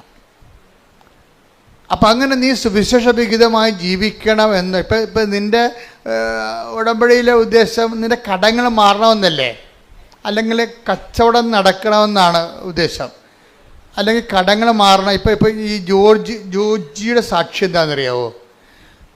ജോജിയുടെ ഒന്നാമത്തെ വിഷയം എന്ന് വെച്ചാൽ ജോജി ഒരു ഹോൾസെയിൽ കട നടത്തിക്കൊണ്ടിരിക്കുകയാണ്, വാടക നടത്തിക്കൊണ്ടിരിക്കുകയാണ്. 15 ലക്ഷം രൂപയുടെ സാധനം അതിൻ്റെ അകത്തുണ്ട്. 15 ലക്ഷം രൂപയുടെ സാധനം അതിൻ്റെ അകത്തുണ്ട്. പക്ഷെ പെട്ടെന്നൊരു പ്രശ്നം ഉണ്ടായി. എന്താ പ്രശ്നം ഉണ്ടായത്? എല്ലാ കടക്കാർക്കും ഉണ്ടായിക്കോണം ആ പ്രശ്നം. കാര്യം കടകളും അതുപോലെയുള്ള വിഷയങ്ങളുമെല്ലാം ലോകത്ത് ഭയങ്കരമായിട്ടുള്ള ഗതിവ്യതിയാനങ്ങൾ ഉണ്ടാകണില്ലേ? ഇപ്പം മലേഷ്യൻ റബ്ബർ ഇവിടെ ഇറക്കുമതി ചെയ്യാൻ ഗവൺമെൻറ് ഒപ്പിട്ട് കൊടുത്ത്. അപ്പോൾ എന്ത് പറ്റി? നാട്ടിലെ റബ്ബറൊക്കെ ഇരിപ്പായി പോയില്ലേ? വില കുറഞ്ഞു. അതല്ലേ പ്രശ്നം. ഇപ്പം റബ്ബർ കർഷകൻ എന്ത് ചെയ്യാണ്? വെട്ടുകാരുടെ വില കൂടിയപ്പോൾ എന്നാ പറ്റി? ഉടയക്കാരൻ തന്നെ വെട്ടാൻ തുടങ്ങും. വെളുപ്പിന് എഴുന്നേറ്റ് 3 മണിക്ക് പോയി. അല്ലെങ്കിൽ ഒന്നും മുതലാകണില്ലേ? 80 ഷീറ്റിൻ്റെ റബ്ബർ മരങ്ങളുണ്ട്. പക്ഷേ വേറെ ആരെക്കൊണ്ട് വെട്ടിച്ച് കഴിഞ്ഞാൽ ഇതിൽ കിട്ടുന്ന മീതിയും കൊണ്ട് അവൻ പോവും. അപ്പോൾ എന്ത് ചെയ്യും? ഉടയക്കാരൻ തന്നെ വെട്ടാൻ തുടങ്ങും. അപ്പോൾ ഇങ്ങനെ ഓരോരോ സമയത്തും നമുക്ക് നമ്മളുടെ തൊഴിലിനും വരുമാനത്തിനുമൊക്കെ പുതിയ വെല്ലുവിളികളുണ്ടാവും. ആ വെല്ലുവിളികളിലെല്ലാം ഉടമ്പടിയിൽ അതിൻ്റെ പ്രൊവിഷൻസ് ഉണ്ട്. എന്താ കാര്യം? ചില വെല്ലുവിളികൾ നമ്മുടെ നിലവിലുള്ള പവർ കൊണ്ട് കൈകാര്യം ചെയ്യാൻ പറ്റാതെ വരും. അത് ഇപ്പോഴല്ല, പണ്ട് മുതലേ ദൈവത്തിന് അറിയാവുന്ന ഒരു ദൈവം അറിഞ്ഞിട്ട് അതിന് സമാധാനം കണ്ടുപിടിച്ചിട്ടുണ്ട്. ചില വെല്ലുവിളികൾ നമ്മളുടെ പവർ കൊണ്ട് തന്നെ നമ്മൾക്ക് അതിനെ പ്രതിരോധിക്കാൻ പറ്റാതെ വരും. അതിനാണ് പറയണത് എന്താണ്? മെരിറ്റ്, നമ്മുടെ മെരിറ്റ്. ചില വെല്ലുവിളികൾ നമ്മുടെ മെരിറ്റ് കൊണ്ട് ചെയ്യാൻ പറ്റാതെ വരും. അതുകൊണ്ടാണ് ബൈബിൾ പുതിയ ഫോർമുല വെച്ചിരിക്കുന്നത്. എന്താണ്? Not by merit but by grace. അതാണ് നമ്മൾ എഫേസ്യസ് 2:8 അതാണ് ഉടമ്പടിയുടെ അടിസ്ഥാന പ്രമാണം. Not by merit but by grace. പിന്നെ എന്താണ് പറയുന്നത്? നമ്മൾ അത് എഫേസ്യസ് 2:8. പിന്നെ നമ്മൾ എന്താ പറയണത്? സക്കറിയ, ഇതിപ്പോൾ ആദ്യകാല ധ്യാനം നോക്കിയാൽ മതി. സക്കറിയ 4:6 എന്താ പറയണത്? സൈന്യത്താലെയല്ല, ശക്തിയാലെയല്ല, കർത്താവിൻ്റെ ആത്മാവിനാൽ. അപ്പം ജീവിതത്തിനെതിരെ വരുന്ന ചില വെല്ലുവിളികൾ നമ്മുടെ ശക്തിയും സൈന്യവും കൊണ്ട്, ആളുകൊണ്ടോ അർത്ഥം കൊണ്ടോ നേരിടാൻ പറ്റത്തില്ല. ഞാൻ ചില സമയത്തൊക്കെ നോക്കുമ്പോഴേ ഈ ചില പെരുമ്പാമ്പൊക്കെ കഴിഞ്ഞ ദിവസങ്ങളിൽ ഞാനൊരു വീഡിയോ എൻ്റെ ശ്രദ്ധയിൽ കണ്ടോ. അതായത് എന്തോ സീരിയസ് ആയിട്ടുള്ള കാര്യം നോക്കേണ്ട സമയത്ത് വേറൊരു വീഡിയോ കയറി വന്നു. എന്ന് വെച്ച് കഴിഞ്ഞാൽ ഒരു ആമ, ഒരു പട്ടി ഇങ്ങനെ വായിൽ ഇങ്ങനെ പൊളിച്ചുകൊണ്ട് അതിൻ്റെ നാക്കൊക്കെ നീട്ടിക്കൊണ്ട് ഇങ്ങനെ കിതച്ചുകൊണ്ട് ഒരു ആമയുടെ അടുത്ത് നിൽക്കുകയാണ്. കുഞ്ഞാമ അല്ലെങ്കിൽ അപ്പോൾ ഈ പട്ടി നാക്ക് നീട്ടിക്കൊണ്ട് നിൽക്കുന്ന സംഭവം ആമ എന്തോ അനങ്ങണ പോലെ കണ്ട് ആമ അതിൻ്റെ തോട്ടിൽ നിന്ന് തല വലിച്ച് പുറത്തിട്ടിട്ട് പട്ടിയുടെ നാക്കെ കയറി കടിച്ചവരോടുകൂടി പട്ടി കിടന്ന് കാറിയിട്ട് പട്ടി പെടുന്ന പാട്. ഒരു കുഞ്ഞാമ കടിച്ചിട്ട് അവൻ കാറിയിട്ട് അതിനെ ആമയുണ്ടെങ്കിൽ പട്ടിയുടെ നാക്കൊന്നും കടി വിടണില്ല. ഒരു പ്രത്യേക സിറ്റുവേഷൻസ് എന്ന് പറഞ്ഞാൽ ഈ ജീവിതത്തിൽ ഇതുപോലെ നമ്മൾക്ക് നിസ്സാരമാകുന്ന വിഷയങ്ങൾ കയറി നമ്മളെ വല്ലാതെ അങ്ങോട്ട് പിടിക്കും. ഒരു ആമയാണെന്ന് പറഞ്ഞൊരു പട്ടി, പക്ഷേ ആമ കടിവിട്ടിട്ടല്ലേ പട്ടിക്ക് പോകാൻ പറ്റത്തുള്ളൂ. അപ്പോൾ നമ്മൾ നിസ്സാരമല്ലെന്നാണ് പട്ടിയും കണ്ടത്. അതാണ് എൻ്റെ വയറ്റെന്നൊക്കെ എൻ്റെ പോയി നിന്നത്. പക്ഷേ അത് കയറി പിടിച്ച്. ഇതുപോലെ നിസ്സാര പ്രശ്നങ്ങളും നമ്മളെ വല്ലാണ്ട് രീതിയിൽ ബാധിക്കും. ഇങ്ങനെ നിസ്സാര പ്രശ്നങ്ങൾ വല്ലാതിൻ്റെ ബാധിക്കുമ്പോൾ തന്നെയാണ് നമ്മളെന്ത് ചെയ്യും, ഇങ്ങനെയുള്ള അലപരാധി തരങ്ങളൊക്കെ ജീവിതത്തിൽ നിന്ന് ഒഴിവാക്കാൻ വേണ്ടിയാണ് പ്രൊട്ടക്ഷന് വേണ്ടി നമ്മൾ ഉടമ്പടിയുടെ ഒരു പ്രൊവിഷൻ ഉണ്ട്. പ്രൊട്ടക്ഷൻ, സംരക്ഷണം എന്ന് വെച്ച് കഴിഞ്ഞാൽ നമ്മൾ ഈ വഴിയിലൊരു അപകടമാണെന്ന് കണ്ട കർത്താവ് നമ്മളെ അതവിടെ ചെന്ന് ചാടാതിരിക്കാൻ വേണ്ടി വേറെ വഴിയിലൂടെ കൊണ്ടുപോകും. ഇപ്പോൾ വേറെ വഴി ഉണ്ടാകുമോ? ശരിക്കും പറഞ്ഞാൽ പ്രാർത്ഥിക്കാത്തത് കൊണ്ടാണ് നമ്മൾ ഈ വഴി ചെന്ന് ചാടണത്. എല്ലാത്തിനും സേഫായിട്ടുള്ള വഴികളുണ്ടാവും. നമുക്ക് സേഫ് തോന്നാത്തതിൻ്റെ കാരണം നമ്മുടെ പ്രാർത്ഥനാ ജീവിതത്തിൽ പുലിവാലുള്ളത് കൊണ്ടും പെരുമാറ്റത്തിൽ കുഴപ്പങ്ങളുള്ളത് കൊണ്ടുമാണ്. ഇപ്പോൾ ഉദാഹരണത്തിന് ഞാനൊരു കഥ, ഇപ്പം സമരക്കാരൻ്റെ കഥ പറയാം. സമരക്കാരൻ്റെ കഥ എന്താ? സമരക്കാരൻ്റെ കഥയല്ല, അത് നിങ്ങൾക്കറിയാം. അതല്ല, സമറിയായിലൂടെ ഈശോ ജെറുസലേമിലേക്ക് പോകാൻ വേണ്ടി 2 അപ്പോസ്തലന്മാരെ പറഞ്ഞു വിടും, യാക്കോബ് യോഹന്നാനും. അണ്ണന്മാർ നേരെ സമറിയായിൽ ചെല്ലും. അപ്പോൾ അവർ ചോദിക്കും എവിടെ പോകണമെന്ന് ചോദിക്കും. ജെറുസലേമിൽ പോകണമെന്ന് പറയും. അപ്പോൾ അവർ പറയും നിൻ്റെ കൈകാലം ഞങ്ങൾ വെട്ടുമെന്ന് പറയും. കാര്യം എന്താണ്? ഞങ്ങൾ സമരക്കാരാണ്, നിങ്ങൾ ജാരസന്തതി എന്നാണ് ഞങ്ങളെ വിളിക്കണത്. ഞങ്ങളെ നിങ്ങൾ ജെറുസലേം ദേവാലയത്തിൽ നിങ്ങൾ കയറ്റത്തില്ല, അതുകൊണ്ട് നിങ്ങളിവിടെ കൂടി ജെറുസലേം ദേവാലയത്തിൽ പോകാൻ അനുവദിക്കത്തില്ലെന്ന് പറയും. ഇവർ ക്ഷുഭിതരായി പ്രശ്നമായി യേശുവിൻ്റെ അടുത്ത് വരും. കംപ്ലൈൻറ്റ് പറയുമ്പോൾ കർത്താവ് പറയുന്നത് എന്തിനാണ്? നിങ്ങളെന്തിനാ ആ വഴിക്ക് പോയത്? വേറെ വഴി ഉണ്ടായിരുന്നില്ല എന്ന് പറയും. അത് മറ്റൊരു വഴിക്ക് പോയെന്ന്. അതാണ് take the word of God. സ്തുതിക്കട്ടെ, ഹല്ലേലൂയ. ലൂക്ക 9:56. ലൂക്ക 9:56. അവർ മറ്റൊരു ഗ്രാമത്തിലേക്ക് പോയി. മറ്റൊരു ഗ്രാമത്തിലേക്ക്. അപ്പം നിങ്ങൾക്ക് പോയാൽ മതിയല്ല, അതിന് പ്രൊവിഷൻ ഉണ്ടാകും. അപ്പോൾ ഈ വഴി അല്ലാതെ വേറെ വഴിയുണ്ട്. ഇവർക്കെന്താ പ്രശ്നം? ഇവർ കണ്ടത്തടിക്കും മുണ്ടത്തടിയെന്ന് പറഞ്ഞ് നടക്കുന്ന പാർട്ടിയാണ്. അവർക്ക് അവിടെ തല തീയും എന്താ ഉടമ്പടിയൊക്കെ എടുത്ത് കർത്താവിൻ്റെ കൂടെ ഉടമ്പടി ജീവിതമാണെങ്കിലും കൈയിരിപ്പത്തിരി മോശമാണ്. അവിടെ പ്രശ്നം.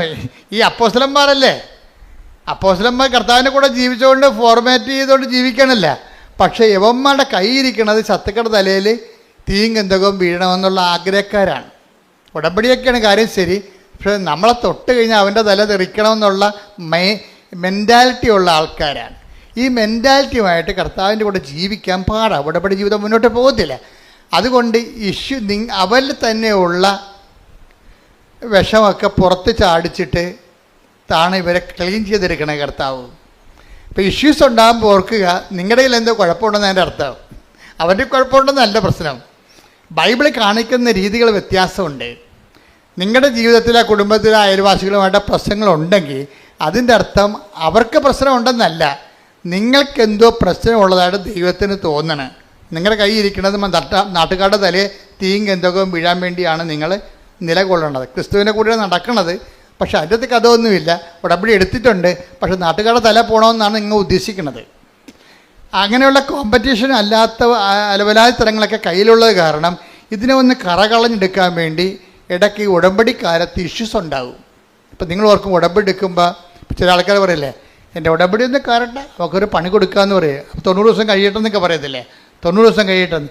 ഇങ്ങനെ കുറേ പെലിച്ചാളികൾ ഉടമ്പടി എടുത്തിട്ടുണ്ട്. വെച്ച് കഴിഞ്ഞാൽ ആ ഉടമ്പടിക്കാലം കഴിയുമ്പോൾ നിങ്ങൾക്ക് ഇത് എങ്ങനെ വ്രതം പോലെ ഒന്ന് അനുഷ്ഠാനമായിട്ട് തിരിക്കും. ഇതിങ്ങനെ ഈ ഉടമ്പടിക്കാലം ഒന്ന് അനുഷ്ഠാനം പോലെ വെള്ളമടിക്കാതെയും നാട്ടുകാരുടെ മേക്കെട്ട് കയറാതെയൊക്കെ മര്യാദയൊക്കെ ഇങ്ങനെ നല്ല പിള്ള ചമഞ്ഞ് ജീവിക്കും. എന്നിട്ട് ഇവരുടെ ഉള്ളിലെന്താണ് കൂട്ടിക്കൂട്ടി വെക്കും പക. എന്നിട്ട് ഉടമ്പടി കഴിയുമ്പോൾ എല്ലാത്തിനും കൂടി ഒറ്റത്തവണ തീർപ്പാക്കും. അപ്പം അങ്ങനെ വരുമ്പോഴുണ്ടാകുന്ന പ്രശ്നം എന്ന് വെച്ചാൽ നമ്മൾ ദൈവത്തെ പരീക്ഷിക്കേണ്ട തുല്യമാണ്. അതുകൊണ്ട് ഇങ്ങനെയുള്ള സ്വഭാവം ഉടമ്പടിക്ക് പറ്റാത്ത പേഴ്സണാലിറ്റി ആണെങ്കിൽ ഇടയ്ക്കിടയ്ക്ക് പ്രശ്നങ്ങൾ ഉണ്ടായിക്കൊണ്ടിരിക്കും. ഇപ്പോൾ ഉടമ്പടി എടുക്കുമ്പോൾ പ്രവടാന്ന് പ്രശ്നങ്ങൾ കൂടുകയാണെങ്കിൽ നിങ്ങൾ ഓർക്കണം, ദൈവതിരുസന്നിധിയിൽ നിങ്ങൾ ഉടമ്പടിക്ക് കൊള്ളാത്ത പേഴ്സണാലിറ്റി ആണെന്ന്. ദൈവം നിങ്ങളെ പരുവപ്പെടുത്താൻ ഉദ്ദേശിക്കുന്നു. You got the point. മനസ്സിലായില്ലേ? നിങ്ങൾ ഉടമ്പടി എടുത്തതിന് ശേഷം അടിക്കടി പ്രശ്നങ്ങൾ ഉണ്ടാവും. അതിന് മുമ്പ് അതിൻ്റെ അർത്ഥം എന്താണ്? ദൈവം നിങ്ങളെ നോട്ടം വെച്ചിരിക്കുന്നു. എന്താ കാര്യം? നിങ്ങളെ ഉടമ്പടിക്ക് പറ്റാത്ത ഉരുപ്പടിയാണ്. നിങ്ങളെ മുന്നോട്ട് കൊണ്ടുപോകണമെന്നുണ്ടെങ്കിൽ കുറച്ച് പ്രശ്നങ്ങൾ ഉണ്ടാക്കിയിട്ട് നിങ്ങളെ പരുവപ്പെടുത്തി ചിലയിടത്തൊക്കെ തോറ്റു കൊടുക്കേണ്ടി വരും, ചിലയിടത്ത് കർത്താവിനെ പ്രതി ക്ഷമിച്ചു കൊടുക്കേണ്ടി വരും, ചിലയിടത്ത് ശാന്തതയാകേണ്ടി വരും. അതുകൊണ്ടാണ് പറയണത്, ആ വായിച്ച സുഷ്മത ദേവാലയത്തിലേക്ക് പോകും, വിട്ടിയുടെ അതൊന്ന് വായിച്ച് സഭാപ്രസംഗി 5:1 വായിച്ചേ. ദേവാലയത്തിലേക്ക് പോകുമ്പോൾ പറഞ്ഞ ദേവാലയത്തിലേക്ക് പോകുമ്പോ സൂക്ഷ്മതയുള്ളവനായിരിക്കുക, ശ്രദ്ധിച്ചു കേൾക്കാൻ അടുത്തു ചെല്ലുന്നതാണ് വിഡ്ഢിയുടെ ബലിയർപ്പണത്തെക്കാൾ ഉത്തമം. ബലിയർപ്പണം അത് ആചാരാനുഷ്ഠാനം, ഉടമ്പടിയുടെ ആചാരാനുഷ്ഠാനങ്ങളൊക്കെ നടത്തും. പക്ഷെ എന്താ പ്രശ്നം? അതേസമയം ശ്രദ്ധ ഉണ്ടാകത്തില്ല.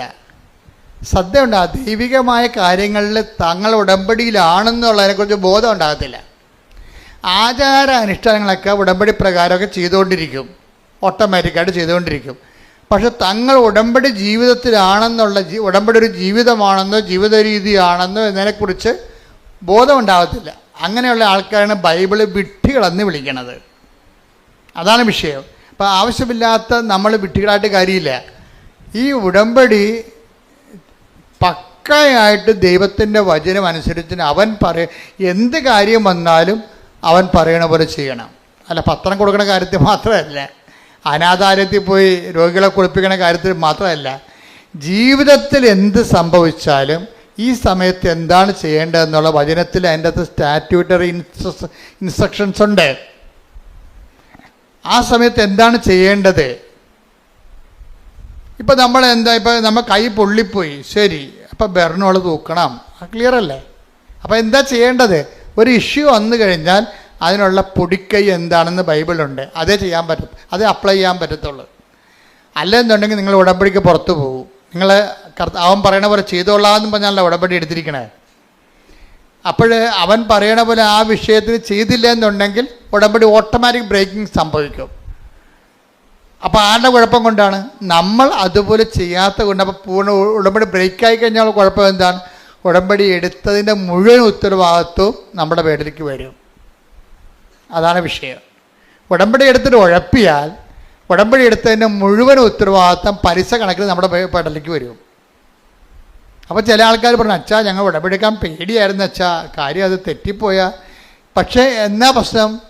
ഇത് വെറുതെ ഉഴപ്പന്മാർക്ക് മാത്രമേ ഇത് പ്രശ്നമുള്ളൂ. അല്ലാത്തൊരു മര്യാദക്ക് ഉടമ്പടി സുന്ദരമായിട്ട് ജീവിച്ചിട്ട് ആയിരക്കണക്കിന് സാക്ഷ്യങ്ങളല്ല യൂട്യൂബിലുള്ളത്. അപ്പം അത് എളുപ്പമുള്ള കാര്യമാണ്. ഞാൻ സംസാരിച്ചുകൊണ്ടിരിക്കുന്ന കാര്യം എല്ലായിടത്തും ജീവിതത്തിൽ ഉഴപ്പിയിട്ടുണ്ട്. ആ പാരമ്പര്യം അനുസരിച്ച് ഇവിടെ വന്ന് ഉഴപ്പും. അതാണ് പ്രശ്നം. നിങ്ങൾ ജീവിതം മൊത്തം ഉഴപ്പിയ പാർട്ടി ആയിരിക്കും. പക്ഷെ നിങ്ങൾ ഉടമ്പടി എടുക്കുമ്പോഴെങ്കിലും നിങ്ങളുടെ ആ സ്വഭാവം ഒന്ന് മാറ്റി വെക്കണം, നല്ലതായിരിക്കും. എന്തെടുത്താലും പകുതിയാക്കത്തില്ല. കുറേ പേരും തുടങ്ങി വെക്കും. ആദ്യം ചായക്ക തുടങ്ങും, അത് പകുതിയാക്കാതെ നാട്ടുകാരെ കാശ് കൊണ്ടുപോകും. പിന്നെ പശു വളർത്തൽ തുടങ്ങും, അത് പിന്നെ കുറച്ച് കഴിയുമ്പോൾ അത് ഒഴിവാക്കും. ഇങ്ങനെ കുറേ തുടങ്ങി പകുതിക്ക് ഇട്ട് വസ്തു വിറ്റുമാറ്റി തെണ്ടികളായ ആൾക്കാർ നാട്ടിലുണ്ട്. എന്താ കാര്യം? ഒന്നിറ്റത്തും കോൺസെൻട്രേറ്റ് ചെയ്യത്തില്ല, ഒരു സാധനത്തിലും കോൺസെൻട്രേറ്റ് ചെയ്യത്തില്ല. വീട്ടിൽ കോഴിയും പശുവിനൊക്കെ വിട്ടിട്ടും പുള്ളി രാഷ്ട്രീയത്തിൻ്റെ മെമ്പറാകാൻ വേണ്ടി നടക്കും. പിന്നെ എങ്ങനെ ഇതൊക്കെ ജീവിക്കണത്? അങ്ങനെ ആൾക്കാരെ കണ്ടിട്ടില്ലേ നിങ്ങൾ? വീട്ടിൽ കുറേ കാര്യങ്ങൾ തുടങ്ങി വെക്കും, എന്നിട്ട് കുറച്ച് കഴിയുമ്പോൾ രാഷ്ട്രീയത്തെക്കാരെ ആരെങ്കിലും കാണുകയാണെങ്കിൽ പിന്നെ അതിൻ്റെ പുറകെ നടക്കും, വീട്ടിൽ നിൽക്കത്തുമില്ല. ഇതെന്നുവെച്ചാൽ ഈ ജീവികളൊക്കെ വളരണമെന്നുണ്ടെങ്കിൽ സമയാസമയങ്ങളിൽ മരുന്നും ഭക്ഷണമൊക്കെ കൊടുക്കാതെ വളരത്തില്ല.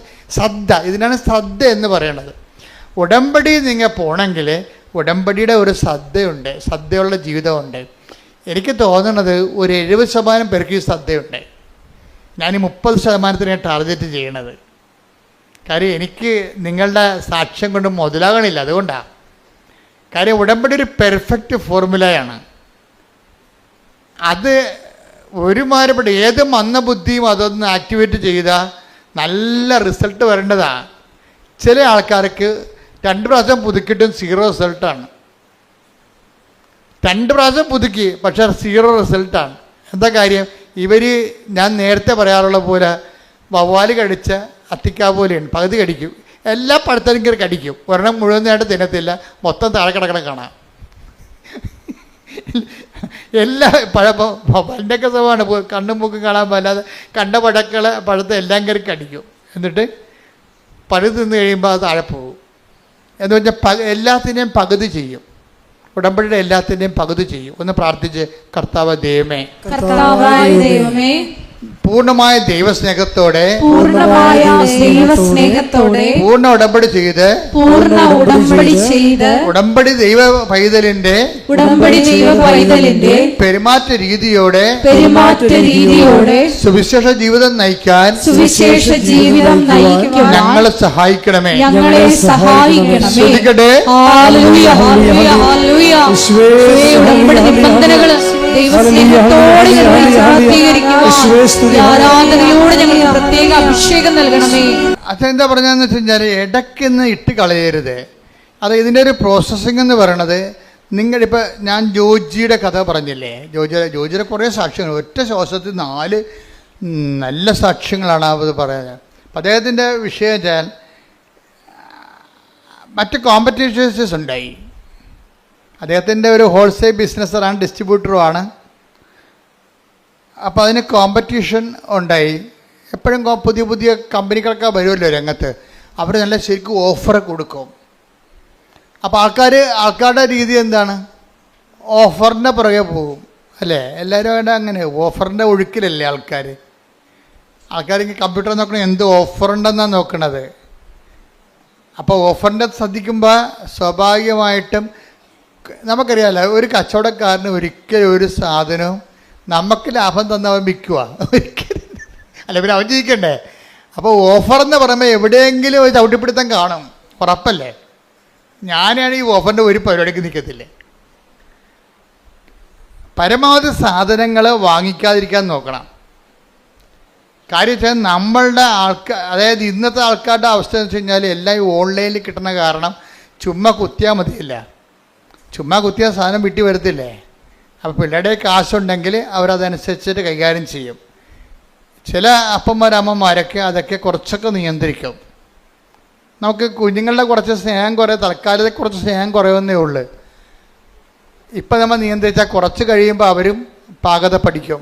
അല്ലെങ്കിൽ കിട്ടുന്ന എല്ലാം മേടിച്ച് ഉപയോഗിക്കാൻ വേണ്ടി ആൾക്കാർക്ക് ഇങ്ങനെ ഈ നമ്മുടെ ബോഡിക്ക് ഒരു ടെൻഡൻസി ഉണ്ട്. ആസ്വദിക്കാൻ പറ്റുന്നതെല്ലാം ആസ്വദിക്കണമെന്നുള്ള ഒരു ടെൻഡൻസി ഉണ്ട്. അത് എന്തെല്ലാം ആസ്വദിക്കാൻ പറ്റും അതെല്ലാം ആസ്വദിക്കണമെന്ന്. അതിങ്ങനെ എല്ലാം പശുക്കൾക്കും മൃഗങ്ങൾക്കും കിളികൾക്കും എല്ലാം ഉണ്ട്. മനുഷ്യൻ്റെ ഒരു പ്രശ്നം വെച്ച് കഴിഞ്ഞാൽ നമുക്ക് പറ്റാത്തതിനോട് നോ പറയാനുള്ള ഒരു ഫോർമേഷൻ ഉണ്ടാണ്. പറ്റാത്തതിനോട് ആവശ്യമില്ലാത്തത് പലതും ആവശ്യമില്ലാത്ത കാര്യങ്ങളാണ്. നിങ്ങളുടെ വീട്ടിലേക്ക് നോക്കിക്കഴിഞ്ഞാൽ ആക്രി സാധനം തന്നെ മിക്കവാറും ഒരു ലോഡേ കയറ്റാനുണ്ടാവും. നമ്മുടെ വീടുകളിലൊക്കെ നോക്കിക്കഴിഞ്ഞാലേ ഒരു ലോഡൊക്കെ ഇതൊക്കെ എവിടെ കൊണ്ടേ കുഴിച്ചിടുവോ എന്ന് പറഞ്ഞ് തലയിലും കെട്ടി നിൽക്കണ കാണാം. എന്താ കാര്യം? ഓരോരോ ആക്രാന്തത്തിന് വാങ്ങിച്ചു കൂട്ടിയ സാധനങ്ങളാണ്. ആ കാശും പോയി, അത് കെടായും പോയി, ഇപ്പോൾ ആവശ്യമില്ല. ഇതെല്ലാം കൊണ്ട് എവിടെ വെക്കും? എല്ലാം പൊടിയും പിടിച്ച് നാശകോടാലിയായി കിടക്കുകയാണ്, വെറുതെ ജാർഗൺ വസ്തുക്കളായിട്ട് കിടക്കുകയാണ്. അപ്പോൾ ഇതൊക്കെ കുഞ്ഞുങ്ങളെ ആദ്യമേ ട്രെയിൻ ചെയ്യുകയാണെങ്കിൽ അവരെ ട്രെയിൻ ചെയ്ത് വരും. ഒരു പ്രശ്നവുമില്ല. അങ്ങനെ എത്രയോ മാതാപിതാക്കന്മാരുണ്ട്. കളിക്കോപ്പ് പോലെ ഞാൻ ഈ ദിവസങ്ങളിലൊരു വീഡിയോ കണ്ടത്, കളിക്കോപ്പൊന്നും അപ്പം മേടിച്ച് കൊടുക്കത്തില്ല. കാര്യം അപ്പൻ സൈക്കോളജിസ്റ്റാണ്. അപ്പൻ ചിൽഡ്രൻ സ്പെഷ്യലിസ്റ്റ് സൈക്കോളജിസ്റ്റാണ്. അപ്പോൾ അപ്പനെ അറിയാം. അപ്പനെ സംബന്ധിച്ചിടത്തോളം അപ്പനും അമ്മയും ചെറുപ്പക്കാരാണ്, രണ്ടുപേരും ജോലിക്കാരാണ്. കുഞ്ഞുങ്ങൾക്ക് കുറേ വീടുകളിൽ തന്നെയുള്ള കടലാസ് പെട്ടി അങ്ങനെ കുറേ സാധനങ്ങളൊക്കെ ഉണ്ട്. പിള്ളേർക്ക് എന്താ വേണ്ടതെന്ന് വെച്ച് കഴിഞ്ഞാൽ, പിള്ളേർക്ക് സായിപ്പല്ലേ കളിക്കോപ്പ് കൊണ്ടുവന്നത് ഇവിടെ. സായിപ്പ് കളിക്കോപ്പ് എന്ന് വെച്ചാൽ അയാൾ എന്താ ചെയ്തിരിക്കുക, അവരെന്താ ചെയ്തിരിക്കണം, അവർക്ക് പിള്ളേരെ കൊണ്ടു നടക്കാനോ നമ്മളെപ്പോലെ താലോലിക്കാനോ വളർത്താനോ ഒന്നും താല്പര്യമില്ല. അവർക്ക് പട്ടിക്കുഞ്ഞിനെ കൊടുക്കുകയാണെങ്കിൽ അവർ കുറച്ചുകൂടി സന്തോഷമായിട്ട് കുഞ്ഞുങ്ങളെ കൂടുതൽ കുഞ്ഞിനെ വളർത്തുവർ. അവരുടെ നേച്ചർ അതാണ്. അവരുടെ കുറ്റപ്പെടുത്തിൻ്റെ കാര്യമില്ല. അത് ഭയങ്കര ചരിത്രമാണ്. ഞാൻ കാനഡയിൽ ചെന്നപ്പോഴുണ്ട്, രാവിലെ പുറത്തിറങ്ങിയപ്പോഴുണ്ട്, എല്ലാ സായിപ്പിൻ്റെ കയ്യിലും ഓരോ പട്ടിയുണ്ട്, ഓരോ കൂടുമുണ്ട്, പ്ലാസ്റ്റിക് കൂട്. എന്തിനാണെന്നറിയാമോ? പട്ടിനെയും കൊണ്ട് നടക്കാൻ ഇറങ്ങുന്നതാണ്. അപ്പോൾ അതിൻ്റെ അടുത്ത് പട്ടി കാഷ്ടിക്കും. പക്ഷെ അവിടെ ഒരു പ്രശ്നമുണ്ട്, കാഷ്ടം എങ്ങാനും താഴെ കിടന്നാൽ മുനിസിപ്പാലിറ്റി ടാക്സ് അടിക്കും. അത് കാരണം ആളുടെ പട്ടിയുടെ കാഷ്ടമാണ് താഴെ വഴിയെ പോണത്, അയാൾ തന്നെ അത് കോരിയെടുക്കണം. എന്നിട്ട് അവർ കൊണ്ടുവന്നൊരു ഡസ്റ്റ്ബിന്നിലിടും. ഇതെല്ലാം കൂടി കൊണ്ടുവന്നിട്ട് മുനിസിപ്പാലിറ്റി പട്ടിത്തിടം കൊണ്ടുപോകും. അത് അവരുടെ ലൈഫിൻ്റെ ഭാഗമായിട്ടാണ് അത് വന്നിരിക്കുന്നത്. അവർ പിള്ളേരൊക്കെ ഒഴിവാക്കിയിട്ട് പട്ടിക്കുഞ്ഞിനെ എടുത്ത് കക്ഷത്ത് വെച്ചിട്ട് പിള്ളേരെ മറ്റേ ട്രോളിയൊക്കെ ഏറ്റിക്കൊണ്ട് പോകുന്നത് നമ്മൾ കണ്ടിട്ടില്ലേ. അത് അവർക്കത് വലിയ അവരുടെ ലൈഫിൻ്റെ ഭാഗമാണ്. നമുക്കത് കുറ്റം പറയാൻ പറ്റുകയില്ല. അവിടെ കൾച്ചർ അതാണ്. നമ്മുടെ കൾച്ചർ അതല്ല. അവരെ പിള്ളേരെ തങ്ങളിൽ നിന്ന് ഒഴിവാക്കാൻ വേണ്ടി അവർ പലതരത്തിലുള്ള കളിക്കോപ്പുകൾ വാങ്ങിച്ചു കൊടുക്കും. പിന്നെ പിള്ളേർ അപ്പനെയും അമ്മനെയും ഉപേക്ഷിച്ചിട്ട് അതിൻ്റെ പുറകെ നടക്കും. അവർ മരണം വരെ അങ്ങനെ തന്നെയാണ് ജീവിക്കുന്നത്. അപ്പനെയും അമ്മേനെയും ഉപേക്ഷിച്ചിട്ട് അവരുടെ കൂടെ നടക്കും. നമ്മളെന്ന് വെച്ച് കഴിഞ്ഞാൽ മക്കളും അമ്മയും അപ്പനും ഒക്കെ എല്ലാം കൂടി ഒരുമിച്ച് ഇരിക്കുകയും അപ്പൻ്റെ മുതുകത്ത് വന്ന് മക്കൾ കുത്തിമറിയുകയും എന്തെങ്കിലും സാധനമൊക്കെ എടുത്ത് നശിപ്പിച്ച് കളയുകയും താഴെ ഇടുകയും നമ്മൾ എടുത്തു കൊടുക്കുകയും. അപ്പോൾ വലിയ ചിലവൊന്നുമില്ല. പിള്ളേർക്ക് ആക്ടിവിറ്റി ഉണ്ടായാൽ മതിയൊന്നുമുണ്ട്. അപ്പോൾ ഈ ചൈൽഡ് സൈക്കോളജിസ്റ്റ് ഭയങ്കര രസമാണ് അവിടെ വീഡിയോ. അത് പറഞ്ഞത് എന്താ വെച്ചാൽ ഇതിൻ്റെ ആവശ്യമില്ലാത്ത സാധനങ്ങൾ വാങ്ങിച്ചു കൊടുക്കുമ്പോൾ കുഞ്ഞുങ്ങൾ നമ്മളെ വിട്ടു പോവുകയാണ് ചെയ്യണം. നമുക്ക് സമയമുള്ളപ്പോൾ കുഞ്ഞുങ്ങളുടെ കൂടെ ഇരിക്കുക. ഇതിൽ കുഞ്ഞുങ്ങളുടെ ആക്ടിവിറ്റികളുടെ കൂടെ നമ്മൾ ഒരാളായിട്ട് കാണണം. കുഞ്ഞുങ്ങളുടെ ആക്ടിവിറ്റിയുടെ കൊണ്ടുമ്പോൾ അവിടെ അപ്പന്മാരൊക്കെ അങ്ങനെ ചെയ്യുമായിരുന്നു. അപ്പന്മാരൊക്കെ ഓലപ്പമ്പരൊക്കെ ഉണ്ടാക്കി കൂടെ പിള്ളേരുടെ കൂടെ നിൽക്കും, ഓടിക്കും അല്ലേ. വണ്ടി ഓടിക്കുമ്പോൾ പിള്ളേരുടെ കൂടെ ഓടിക്കണ കാണാം. അപ്പോൾ പിള്ളേരുടെ കൂടെ അങ്ങനെയാണ് നമ്മുടെ ഒരു കൾച്ചർ എന്ന് പറയണത്. ഇപ്പോൾ സായിപ്പിൻ്റെ സാധനം നമുക്ക് കിട്ടിക്കഴിഞ്ഞപ്പോൾ നമ്മൾ യന്ത്രവണ്ടിയും തോക്ക് കൊണ്ട് വെടിവെക്കുന്ന ആൾക്കാരെയൊക്കെയാണ് കാണിക്കണത്. അപ്പോൾ പിള്ളേർ നമ്മളെ മാറ്റിയിട്ട് നാട്ടുകാരെ വെടിവെച്ച് നടക്കും. അപ്പോൾ ഇതിനകത്ത് എല്ലാത്തിനകത്തും ഓരോ രീതികളുണ്ട്, ഓരോ രീതികൾ. ഞാൻ പറഞ്ഞു വരുന്നതിൻ്റെ കാരണം വെച്ച് കഴിഞ്ഞാൽ ഈ ഉടമ്പടി ജീവിതത്തിലേക്ക് നമ്മൾ വരുമ്പോൾ ഇപ്പോൾ ഈ നമ്മൾ പറഞ്ഞിട്ടുന്ന വിഷയം ഈ ജോർജിയുടെ വിഷയമാണ്. ജോർജിയുടെ വിഷയത്തിൽ ജോർജി ഈ കട ഇങ്ങനെ വലിയ പ്രശ്നമായി തീർന്നു. കോമ്പറ്റീഷൻ വന്നു കഴിഞ്ഞപ്പോൾ കട പൂട്ടേണ്ട അവസ്ഥ വന്ന് ഓഫർ വന്നു ഒത്തിരി. അയാളുടെ തന്നെ അയാളുടെ കടയിലുള്ള വസ്തുക്കൾ അതിനേക്കാൾ പകുതി വിലക്ക് നാട്ടുകാർക്ക് കിട്ടുന്ന അവസ്ഥ വന്നപ്പോൾ കട പൂട്ടിപ്പോയി. ഓഫർ വന്നതുകൊണ്ടാണ്. ഇയാൾക്ക് അതുപോലെ ഓഫറൊന്നും കൊടുക്കാൻ പറ്റണില്ല. നമ്മുടെ ജീവിതത്തിൽ വരുന്നൊരു പ്രശ്നമാണ് ഉടമ്പടിയും ഓഫറും ഒക്കെ വരുമ്പോൾ നമ്മൾ നോക്കുമ്പോൾ ഉടമ്പടിയുടെ ഒരു ജീവിതം, പക്ഷേ നമ്മൾ അനുഭവിക്കുന്ന ഫീൽഡിൽ നമ്മൾ അനുഭവിക്കുന്നത് ഇതിനേക്കാളും മാരകമായ പ്രഹരങ്ങളാണ് നമുക്ക് കേൾക്കുന്നത്. കട പൂട്ടിപ്പോയി. പക്ഷെ കട പൂട്ടിയെങ്കിൽ ഇവർ ഒരു കട തുറന്നു വെച്ചിട്ടുണ്ടിരുന്നത്. ഏതാണ്? ദേവാലയം തുറന്നു വെച്ചുകൊണ്ടിരുന്നു. ഈ ഭാര്യ ഭർത്താവിൻ്റെ ഉടമ്പടി ജീവിതം അവർക്ക് കൊടുത്തതിൻ്റെ മാർഗ്ഗം അതാണ്. അവർ പറയണത് ഞങ്ങളുടെ കട പൂട്ടിപ്പോയി, പക്ഷെ കർത്താവിൻ്റെ ആലയം തുറന്നിട്ടുണ്ടായിരുന്നല്ല. അപ്പം ഞങ്ങളുടെ കർത്താവിൻ്റെ ആലയത്തിൽ മുടങ്ങാൻ പോകും. എപ്പോഴായാലും കർത്താവ് ഞങ്ങൾക്കൊരു വഴി. കാര്യം ഉടമ്പടി വർക്ക് ചെയ്യണം എങ്ങനെയാണ്? Not by merit but by grace. Offer എന്നൊക്കെ പറഞ്ഞാൽ മെറിറ്റിൻ്റെ അകത്ത് വരുന്ന കാര്യങ്ങളല്ലേ. അപ്പോൾ പലതുകൊണ്ടും നമ്മുടെ ജോലി നഷ്ടപ്പെട്ട് പോയാലും ശരി, ഈ ഉടമ്പടി വർക്ക് ചെയ്യണത് മെറിറ്റിലല്ല. ലോകത്തിലുള്ള എല്ലാ കാര്യങ്ങളും വർക്ക് ചെയ്യണ മെറിറ്റിലാണ്. ഇപ്പോൾ പഹല ആക്രമണമില്ലേ, ഇപ്പോൾ പ്രധാനമന്ത്രിയെ ചില അണ്ണന്മാർ ചില പട്ടാളക്കാർക്ക് കുറ്റപ്പെടുത്തുന്നത് എന്താ? വേറെ ഒരു പട്ടാളം തുടങ്ങിയത് കാരണം നമ്മളെ മിലിറ്ററി ട്രെയിനിങ് ആ കാലാകാലങ്ങളിൽ വരുന്ന ചെറുപ്പക്കാരെ എടുത്തുകൊണ്ട് ബോർഡർ സെക്യൂരിറ്റി ചെയ്യാൻ വേണ്ടി ഉള്ള ആൾക്കാരെ വേറെ ഒരു അഗ്നിവീറെന്നും പറഞ്ഞ് വേറെ പദ്ധതി തുടങ്ങിയെന്നാണ് പറയണത്. മോഡി നല്ല ഉദ്ദേശത്തിൽ തന്നെ തുടങ്ങിയതാണത്. അതിൻ്റെ ഫലം ഇനി ഭരണകാലത്ത് നമുക്ക് അനുഭവിക്കുകയുണ്ട്. പക്ഷേ പെട്ടെന്ന് ഇങ്ങനെ ഒരു പ്രശ്നങ്ങളുണ്ടായി. ഇങ്ങനെ ഒരു പ്രശ്നം പെട്ടെന്ന് ഉണ്ടായി. രാജ്യം മുഴുവൻ ദുഃഖത്തിലാണ്, നമ്മളും ദുഃഖത്തിലാണ്. നമ്മുടെ രാജ്യത്തിൻ്റെ നന്മയ്ക്ക് വേണ്ടി, അഖണ്ഡതയ്ക്ക് വേണ്ടി, സമാധാനത്തിന് വേണ്ടി പ്രാർത്ഥിച്ചുകൊണ്ടിരിക്കുന്നതാണ്. ശ്രുതികട്ടെ ഹല്ലേലൂയ, ശ്രുതികട്ടെ ഹല്ലേലൂയ. രാജ്യത്തിന്റെ സുരക്ഷിതത്വത്തിന് വേണ്ടി ഉടമ്പടി എടുത്ത് പ്രാർത്ഥിക്കുന്ന എല്ലാവരും ആരാധനയോട് ചേർന്ന് പ്രാർത്ഥിക്കുന്നു. മാതാവിന്റെ പ്രത്യേക സംരക്ഷണം ഇന്ത്യ എന്ന മഹാരാജ്യത്തിനുണ്ടാകുവാൻ ഈ ആരാധനയിലൂടെ ഞങ്ങൾ പ്രാർത്ഥിക്കുന്നു.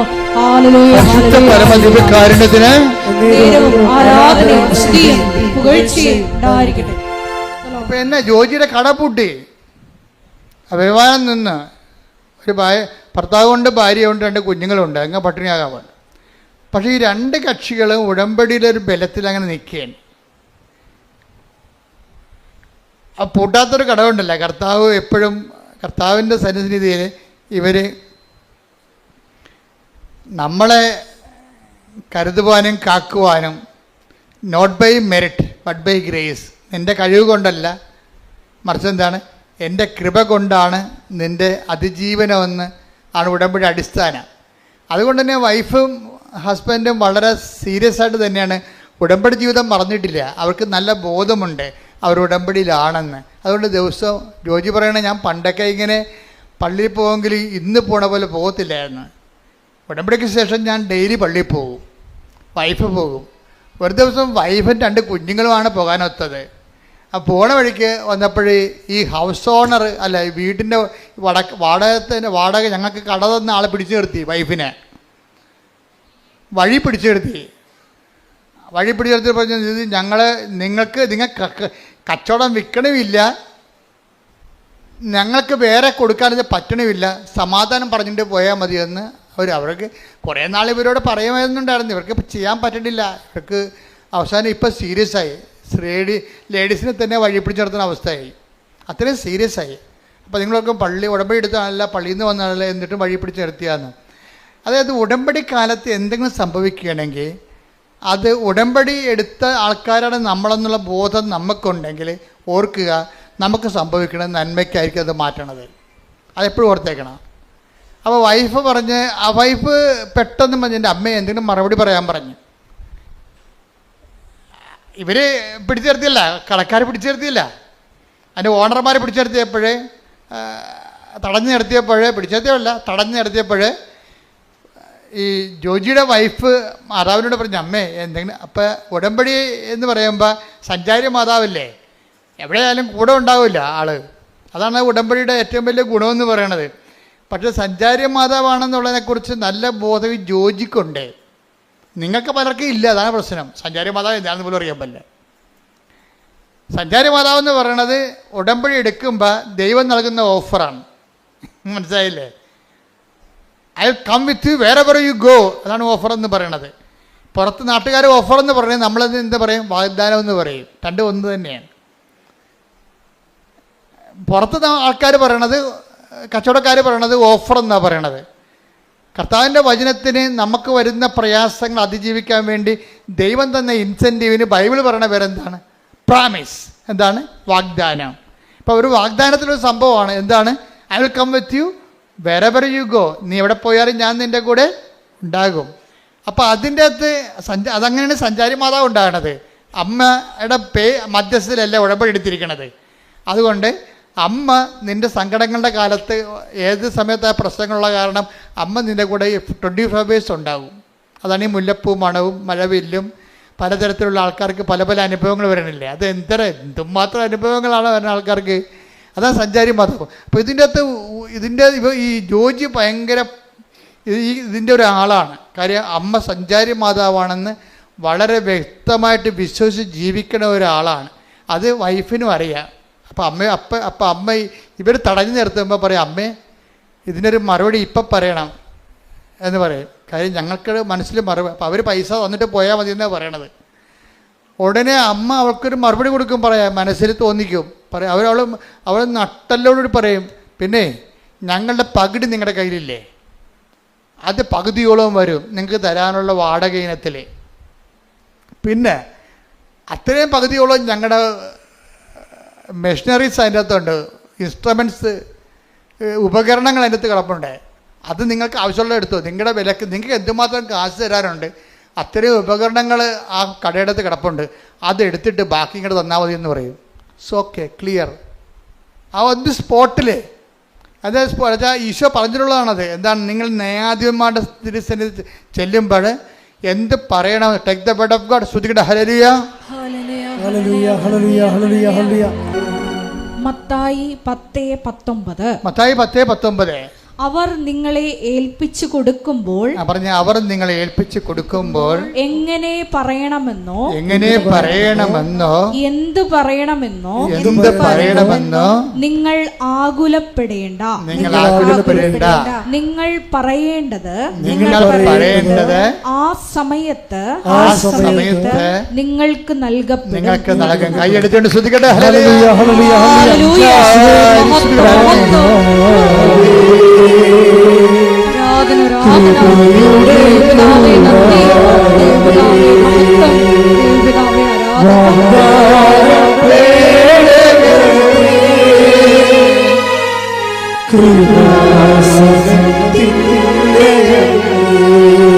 സഞ്ചാരി മാതാവേ,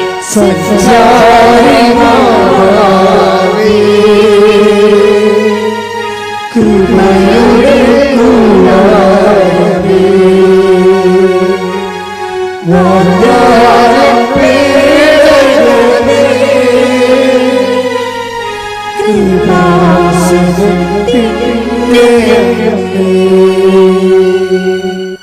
അതാണ് അച്ഛൻ ആദ്യമേ പറഞ്ഞത്. ഉടമ്പടിയിലായിരിക്കുമ്പോൾ നമുക്ക് ഉടമ്പടി ഒരു ബോധമാണ്. എന്താ ബോധം? നമ്മൾ എവിടെ ചെന്നാലും മുൻകൂട്ടി പറയേണ്ട കാര്യങ്ങളില്ല. ആ സമയത്ത് അറിവ് നൽകുന്ന സഞ്ചാരി മാതാവ് നമ്മുടെ കൂടെയുണ്ട്. അതുകൊണ്ടാണ് ജോജിയുടെ വൈഫ് പറഞ്ഞത്, അമ്മ ഇവിടെ ഉണ്ടല്ലോ, ഈ പെരുവഴിയിലാണെങ്കിൽ അമ്മ ഉണ്ടല്ലോ, ഇവരോട് സമാധാനം പറയാൻ പറയും. പെട്ടെന്നാണ് സമാധാനം പറയാം. ലൈറ്റ്നിങ് മിന്നൽ പോലെ സമാധാനം പറയും. അവരവരുടെ വഴിക്ക് പോകും. അവരുടെ വഴിക്ക് പോവുകയും ചെയ്യും. 3 ദിവസത്തിലുള്ള സാധനം റൈറ്റ് ഓഫ് ആകും. എല്ലാ കാര്യങ്ങളും പെട്ടെന്ന് ഇമ്മീഡിയറ്റ്. അപ്പോൾ ഇത്രയും നമ്മൾ ബലമുള്ളവരാണെന്ന് ഓർക്കണം. അതുകൊണ്ടാണ് ഞങ്ങൾ ഉടമ്പടി നിങ്ങൾ ഉഴപ്പരുതെന്ന് പറയേണ്ടതും. ഉടമ്പടി ഒരു ടെക്നിക്കലായിട്ടുള്ള ആക്ടിവേഷൻ അല്ലാതെ, ഇപ്പം മൊബൈൽ ആക്ടിവിറ്റി ചെയ്യത്തില്ലേ, ആ ബട്ടൺ കുത്തി ഈ ബട്ടൺ കുത്തി ഇങ്ങനെ കുത്തി സേവ് ചെയ്ത് സെൻഡ് ചെയ്ത്, അങ്ങനെയുള്ള മെക്കാനിസം അല്ല ഉടമ്പടി. ഉടമ്പടി എന്ന് പറയുന്നത് ഒരു ജീവിത രീതിയും ഒരു ബിഹേവിയറിസമാണ്. Covenant is not a mechanism but a behaviourism. Behaviourism ഒന്നും അങ്ങോട്ട് പറയാൻ പറ്റത്തില്ല. ഒരു ബിഹേവിയർ ലൈഫാണത്. ദൈവത്തിന് തോന്നണം നമ്മൾ ഉടമ്പടി, നമ്മുടെ പെരുമാറ്റം കണ്ടാൽ ദൈവത്തിന് തോന്നണം നമ്മൾ ഉടമ്പടിയിലാണെന്നുള്ളത്. പ്രാർത്ഥിക്കുക. കർത്താവായ ദൈവമേ, ഉടമ്പടി ജീവിതമെന്ന പെരുമാറ്റ രൂപങ്ങളിലേക്ക് ഞങ്ങളെ പരിവർത്തനം ചെയ്യിക്കണമേ.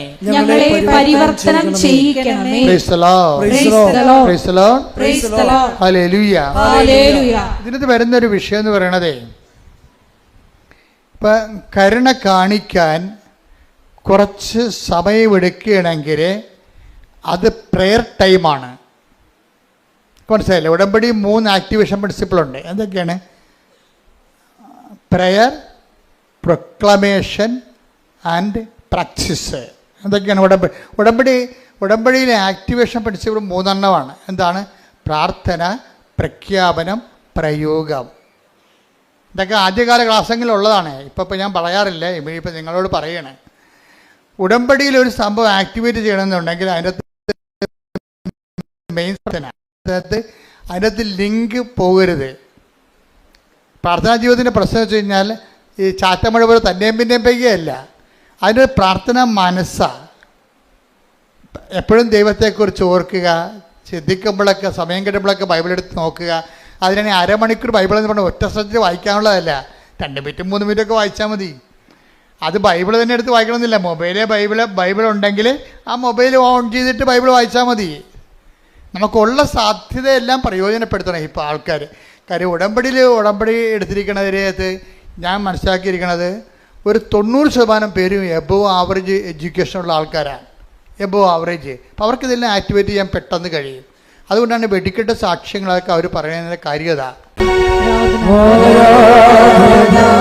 കരങ്ങൾ വീശിക്കൊണ്ട്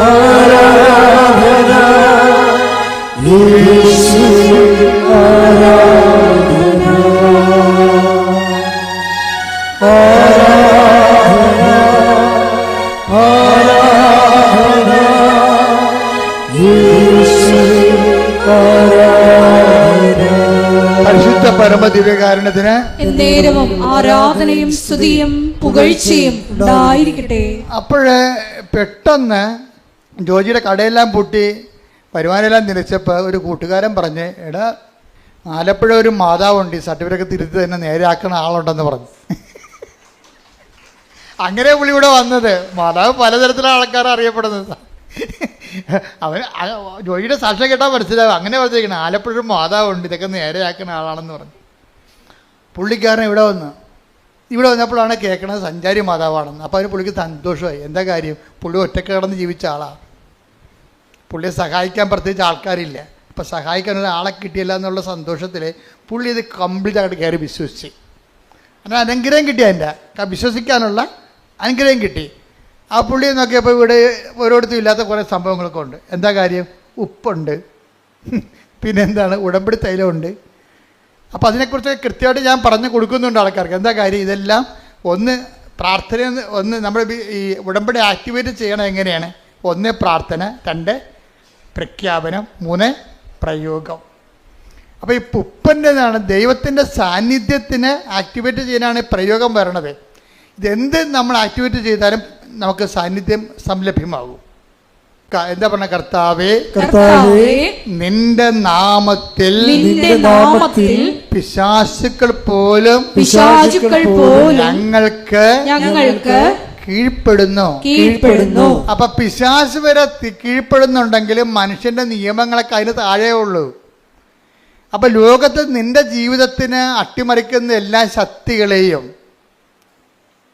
തട്ടി താഴെയിടാൻ വേണ്ടിയുള്ള പ്രയോഗവിധികളാണ് വിശ്വാസ പ്രഖ്യാപനത്തിൽ വരണത്. കൈയടിച്ച് ശ്രദ്ധിക്കട്ടെ. ഹല്ലേലൂയ, ഹല്ലേലൂയ, ഹല്ലേലൂയ. മഹത്വം, മഹത്വം.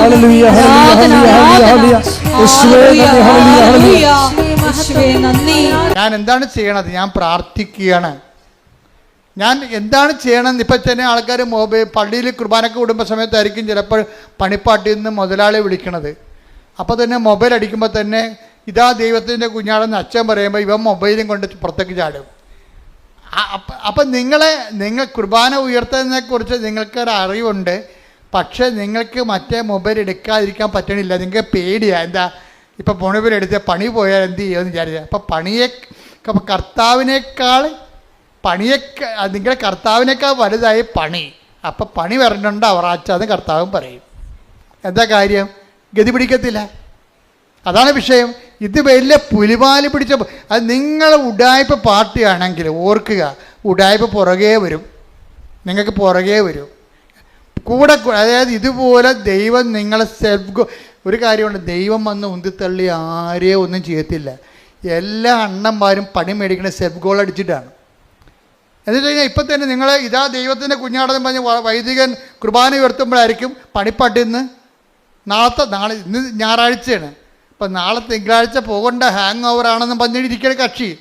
പിന്നെ അമ്മയെ ഭാര്യ തള്ളിപ്പറഞ്ഞ് ഉന്തിയിട്ടിട്ടാണ് പള്ളിയിൽ വന്ന് നിൽക്കണത്. അപ്പോൾ പകുതി മനസ്സ് ഇവിടെയും പകുതി മനസ്സ് വീട്ടിലും, അങ്ങനെ ഹാങ് ഓവറിലാണ് കുർബാനയും കൂടണത്. ഈ പന്നി എപ്പോഴും പണി മേടിക്കുന്ന കാര്യത്തിൽ ഉറപ്പായ കാര്യമാണത്. നിങ്ങൾ ദ്രവിച്ചു പോകുകയോ നിങ്ങളുടെ മക്കളൊക്കെ നിങ്ങൾക്ക് അനുഭവം ഉണ്ടാകാതിരിക്കുകയോ ചെയ്തിട്ടുണ്ടെങ്കിൽ നിങ്ങളെ പണ്ടോ ഏതോ ചെയ്ത നെറിവുകേടിന് ഇരന്നിരന്ന് പണി മേടിച്ചുകൊണ്ടിരിക്കുകയാണ്. നിങ്ങൾ ചെയ്തിരിക്കുന്ന എല്ലാം സെൽഫ് ഗോളുകളാണ് അടിച്ചിരിക്കുന്നത്. ദൈവത്തിൻ്റെ പണ്ട് മുതലുള്ള തന്ത്രം ഇതാണ്, ഒരു മനുഷ്യൻ നേരിട്ട് ഉപദ്രവിക്കത്തില്ല. അവൻ തന്നെ സെൽഫ് ഗോൾ അടിച്ചു പോകാൻ വേണ്ടി അവർക്ക് അവസരം കൊടുക്കും.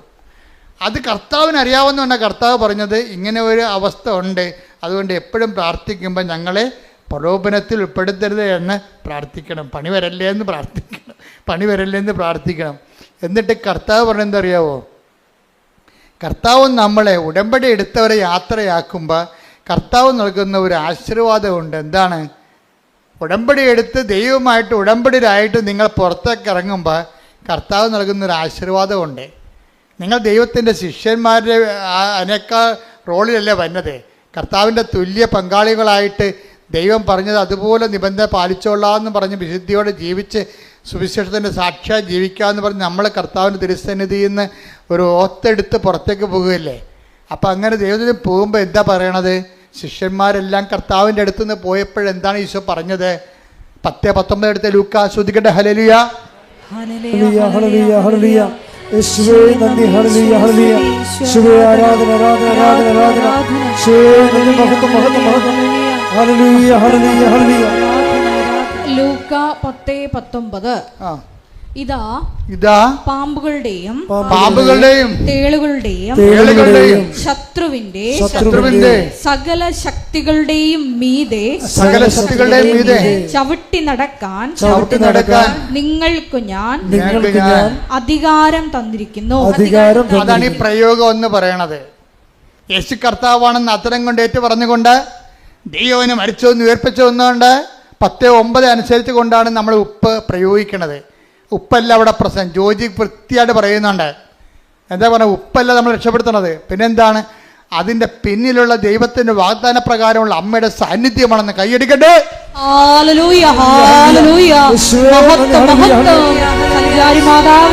സഞ്ചരിച്ച് നീ ഞങ്ങളുടെ കൂടെ യാത്ര ചെയ്യുന്നതിന് ശക്തിപ്പെടുത്തുന്നതിന് നന്ദി പറയുന്നു.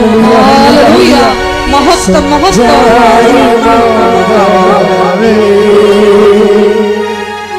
കൃപയുടെ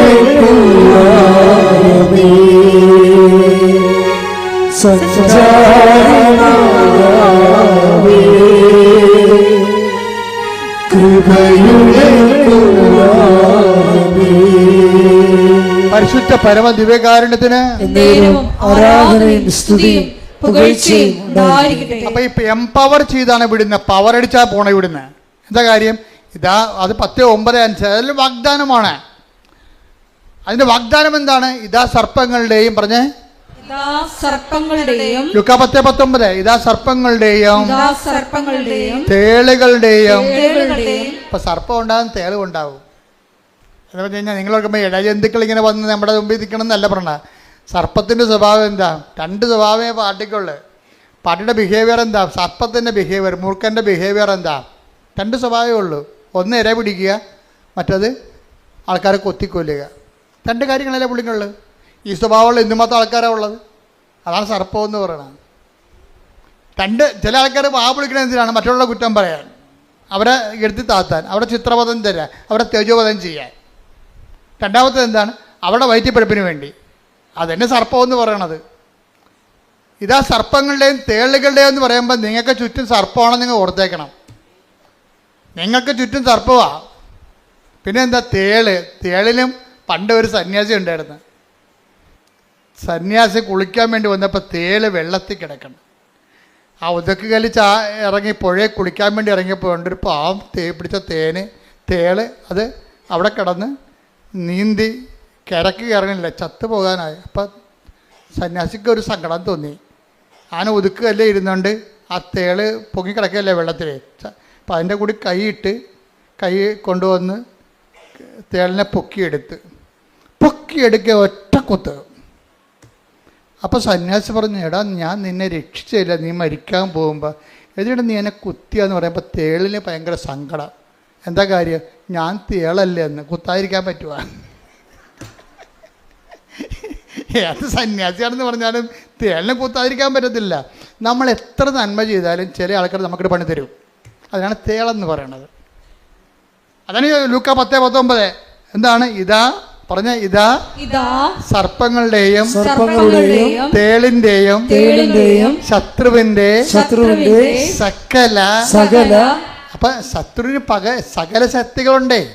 ഇപ്പൊ ഈ മനുഷ്യന് 20 കൊല്ലമായിട്ട് സർട്ടിഫിക്കറ്റ് തിരുത്താൻ നടക്കുകയാണ്.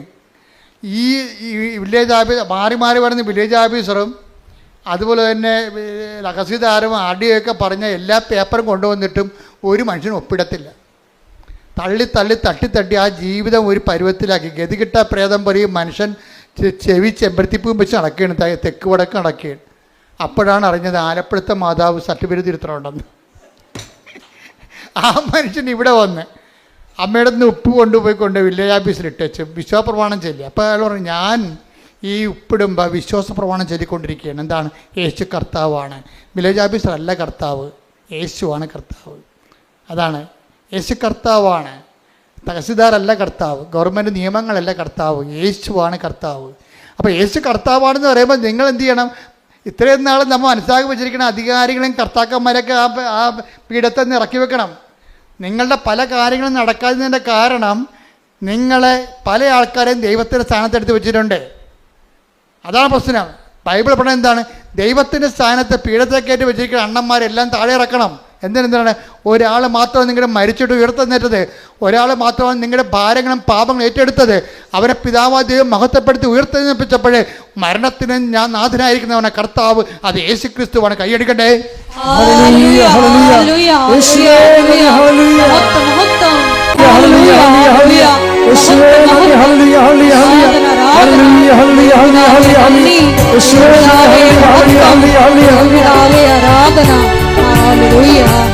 വിശ്വാസം ഷാർപ്പാകുമ്പോൾ, നിങ്ങളുടെ പ്രത്യാശ ഷാർപ്പാകുമ്പോൾ അതിനേക്കാൾ അടിസ്ഥാനപരമായിട്ട് നിങ്ങൾ ഷാർപ്പാക്കേണ്ട ഒരു കാര്യം എന്താണ്? ദൈവസ്നേഹം. ദൈവബൈലെ ശ്രദ്ധിക്കുക. നിങ്ങൾ രോഗികളെ കാണാൻ പോകുന്ന വീട്ടുകാരോട് നിങ്ങൾ പെരുമാറുന്നു, അഗതികളോട് പെരുമാറുന്നു, നിങ്ങൾ കർത്താവിൻ്റെ തിരുസന്നിധിയിൽ ആചാരാനുഷ്ഠാനങ്ങളുടെ പ്രാർത്ഥനാവിധികളിലൂടെ ജീവിക്കുന്ന സുവിശേഷം നിങ്ങൾ കൈമാറാൻ വേണ്ടി പത്രങ്ങൾ കൊടുക്കുന്നു, പത്രത്തെക്കുറിച്ച് വിശദീകരിച്ച് കൊടുക്കുന്നു. അതെല്ലാം ചെയ്യുമ്പോഴെല്ലാം നിങ്ങളുടെ മനസ്സിൽ അടിസ്ഥാനപരമായ ഓരോ ദിവസവും സ്നേഹത്തിൻ്റെ ലെവല് കൂടി വരണം. അത് നിങ്ങൾ ഇൻട്രോസ്പെക്റ്റ് ചെയ്യണം. ഓരോ കാര്യം ഓരോ ദിവസം ചെല്ലും തോറും ദൈവത്തിൻ്റെ സ്നേഹം എന്നിൽ കൂടുന്നുണ്ടോ? അതാണ് ഇതിനെ വെല്ലുവിളി എന്ന് പറയുന്നത്. ഉടമ്പടി വ്യക്തി മെനയമന ചെയ്യണമെന്നുണ്ടെങ്കിൽ ഓരോ ദിവസവും ദൈവസ്നേഹം കൂടിക്കൊണ്ടിരിക്കും. ഇപ്പം ഞാൻ അച്ഛനായിട്ട് 39 കൊല്ലമായില്ലേ. 30 കൊല്ലം അടിക്കടി ദൈവസേവം കൊടുക്കണ്ടേ? അതുകൊണ്ടല്ലേ അത് നമ്മളിങ്ങനെ പുതിയ പുതിയ കാര്യങ്ങളൊക്കെ അമ്മ പ്രത്യക്ഷപ്പെടുന്നതും അതുപോലെ തന്നെ പുതിയ ഉടമ്പടി തരണതും 10,000 രക്ഷപ്പെടുന്നത് എന്തുകൊണ്ടാണ്? അതിന് നമ്മുടെ കാലത്തിന് ആനുപാതികമായിട്ട് നമ്മൾ ദൈവത്തിൽ വളരണം. അതിന് ഏറ്റവും വലിയ മാർഗം എന്ന് വെച്ചാൽ ദൈവസ്നേഹം കിട്ടുമെന്ന് കണ്ട എൻ്റെ മക്കളെ, ചില വെള്ളമടിക്കാരുണ്ടല്ലോ, മരണ വീട്ടിൽ നിന്ന് മാറത്തില്ല. അന്ന് വരെ ആ വീട്ടുകാരോട് യാതൊരു സ്നേഹമില്ല അവർക്ക്.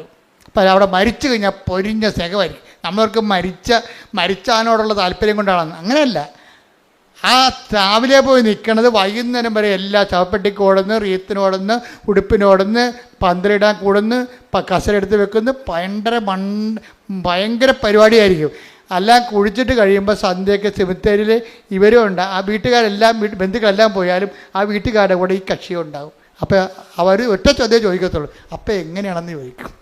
എന്നിട്ട് വാട്ടിസ് എവിടെ നിന്ന് മേടിക്കണമെന്നാണ് ചോദിക്കണേ. അതിനത് അപ്പോൾ ഇത്രയും നേരം ചെയ്ത പണി എന്തിനു വേണ്ടിയാണ്? ഈ അപ്പം എങ്ങനെയാണെന്ന് ചോദിക്കാൻ വേണ്ടിയാണ്. വൈകിട്ട് എന്താ പരിപാടി എന്ന് ചോദിക്കില്ല, അതുപോലെയാണ് പരിപാടി. അപ്പം അതുപോലെ ഈ മദ്യത്തോട് കാണിക്കുന്ന ആക്രാന്തം പോലെ തന്നെ ആയിരിക്കണം. അതിനേക്കാൾ ടോപ്പ് ആക്രാന്തമായിരിക്കണം നിങ്ങൾ എന്ത് ചെയ്താലും ദൈവസ്നേഹത്തിന് കൊടുക്കേണ്ടത്. മനസ്സിലായി? എന്ത് ചെയ്താലും. അപ്പം നിങ്ങൾ ഓർക്കണം, ഇപ്പം ഈ കൊച്ചുകൂട്ടം നേടിപ്പെടുന്നത് നമ്മുടെ ഒരു ക്രൂവാണ്, നമ്മുടെ സഹപ്രവർത്തകരാണ്. ഈ കക്ഷി മരക്കുരിശും പിടിച്ചുകൊണ്ട് 3 ദിവസം നടന്ന് എവിടെ പോയി? മലയാറ്റൂർ പോയി. അപ്പോൾ മലയാറ്റൂർ പോയിച്ചും ഈ കക്ഷി നല്ല വർഷങ്ങളായിട്ട് പോണതാണ്. അപ്പോൾ ഇന്നലെ എന്നോട് പറയുമായിരുന്നു, അച്ഛാ ഞങ്ങളുടെ കയ്യിൽ ഒരു വാച്ചുണ്ട്. അപ്പം ഞങ്ങൾ ഒരു നടന്നെത്തി വാച്ചിട്ട് നോക്കും എത്ര കിലോമീറ്റർ നടന്നെന്ന് വാച്ച് പറയുമെന്ന്. അതനുസരിച്ച് അത്രയും കലോറികൾ കത്തി മാറും. 2 ലക്ഷം സ്റ്റെപ്പുണ്ട് ഇവിടുന്ന്. അപ്പോൾ ഈ വാച്ചോട് നോക്കിയപ്പോൾ മനസ്സിലായി മലയാറ്റൂർ എത്തിയപ്പോൾ 2 ലക്ഷം സ്റ്റെപ്പ് നടന്നിട്ടുണ്ട്. അപ്പോൾ ഇടയ്ക്കിടയ്ക്ക് വാച്ച് നോക്കിയിട്ട് എത്ര സ്റ്റെപ്പ് നടന്നു എന്ന് നോക്കണ്ടേ? ഇത് തന്നെയാണ് ഉടമ്പടി ജീവിതം എന്ന് പറയണത്. എന്താ കാര്യം? ഓരോരോ കാര്യങ്ങളും ചെയ്ത് വെച്ചും ദൈവസ്നേഹത്തിൽ എന്തുമാത്രം മുന്നോട്ടായെന്ന് നോക്കണം. പിടികിട്ടില്ലേ? ഓരോരോ ഘട്ടങ്ങൾ പിന്നിടുമ്പോഴും ഓരോരോ ഉടമ്പടി എക്സസൈസ് ചെയ്ത് കഴിയുമ്പോഴും ദൈവസ്നേഹത്തിൽ നിങ്ങൾ എന്തുമാത്രം വളർന്നുവെന്ന് നോക്കണം. അങ്ങനെ ദൈവസ്നേഹത്തിൻ്റെ വളർച്ച ഒരു ആക്രാന്തം വെച്ച് കഴിഞ്ഞാൽ ബാക്കി 2 ഓട്ടോമാറ്റിക്കായിട്ട് സെറ്റ് ചെയ്യും. എന്തൊക്കെയാണ്? പ്രത്യാശയും അതുപോലെ തന്നെ വിശ്വാസവും. നിങ്ങൾ വിശ്വാസത്തിന് അമിത പ്രാധാന്യം കൊടുക്കരുത്. മനസ്സിലായി? അണ്ടേ കൊണ്ടേ വളവടക്കം വെക്കണവരിരിക്കും. വിശ്വാസത്തിനല്ല പ്രാധാന്യം കൊടുക്കേണ്ടത്.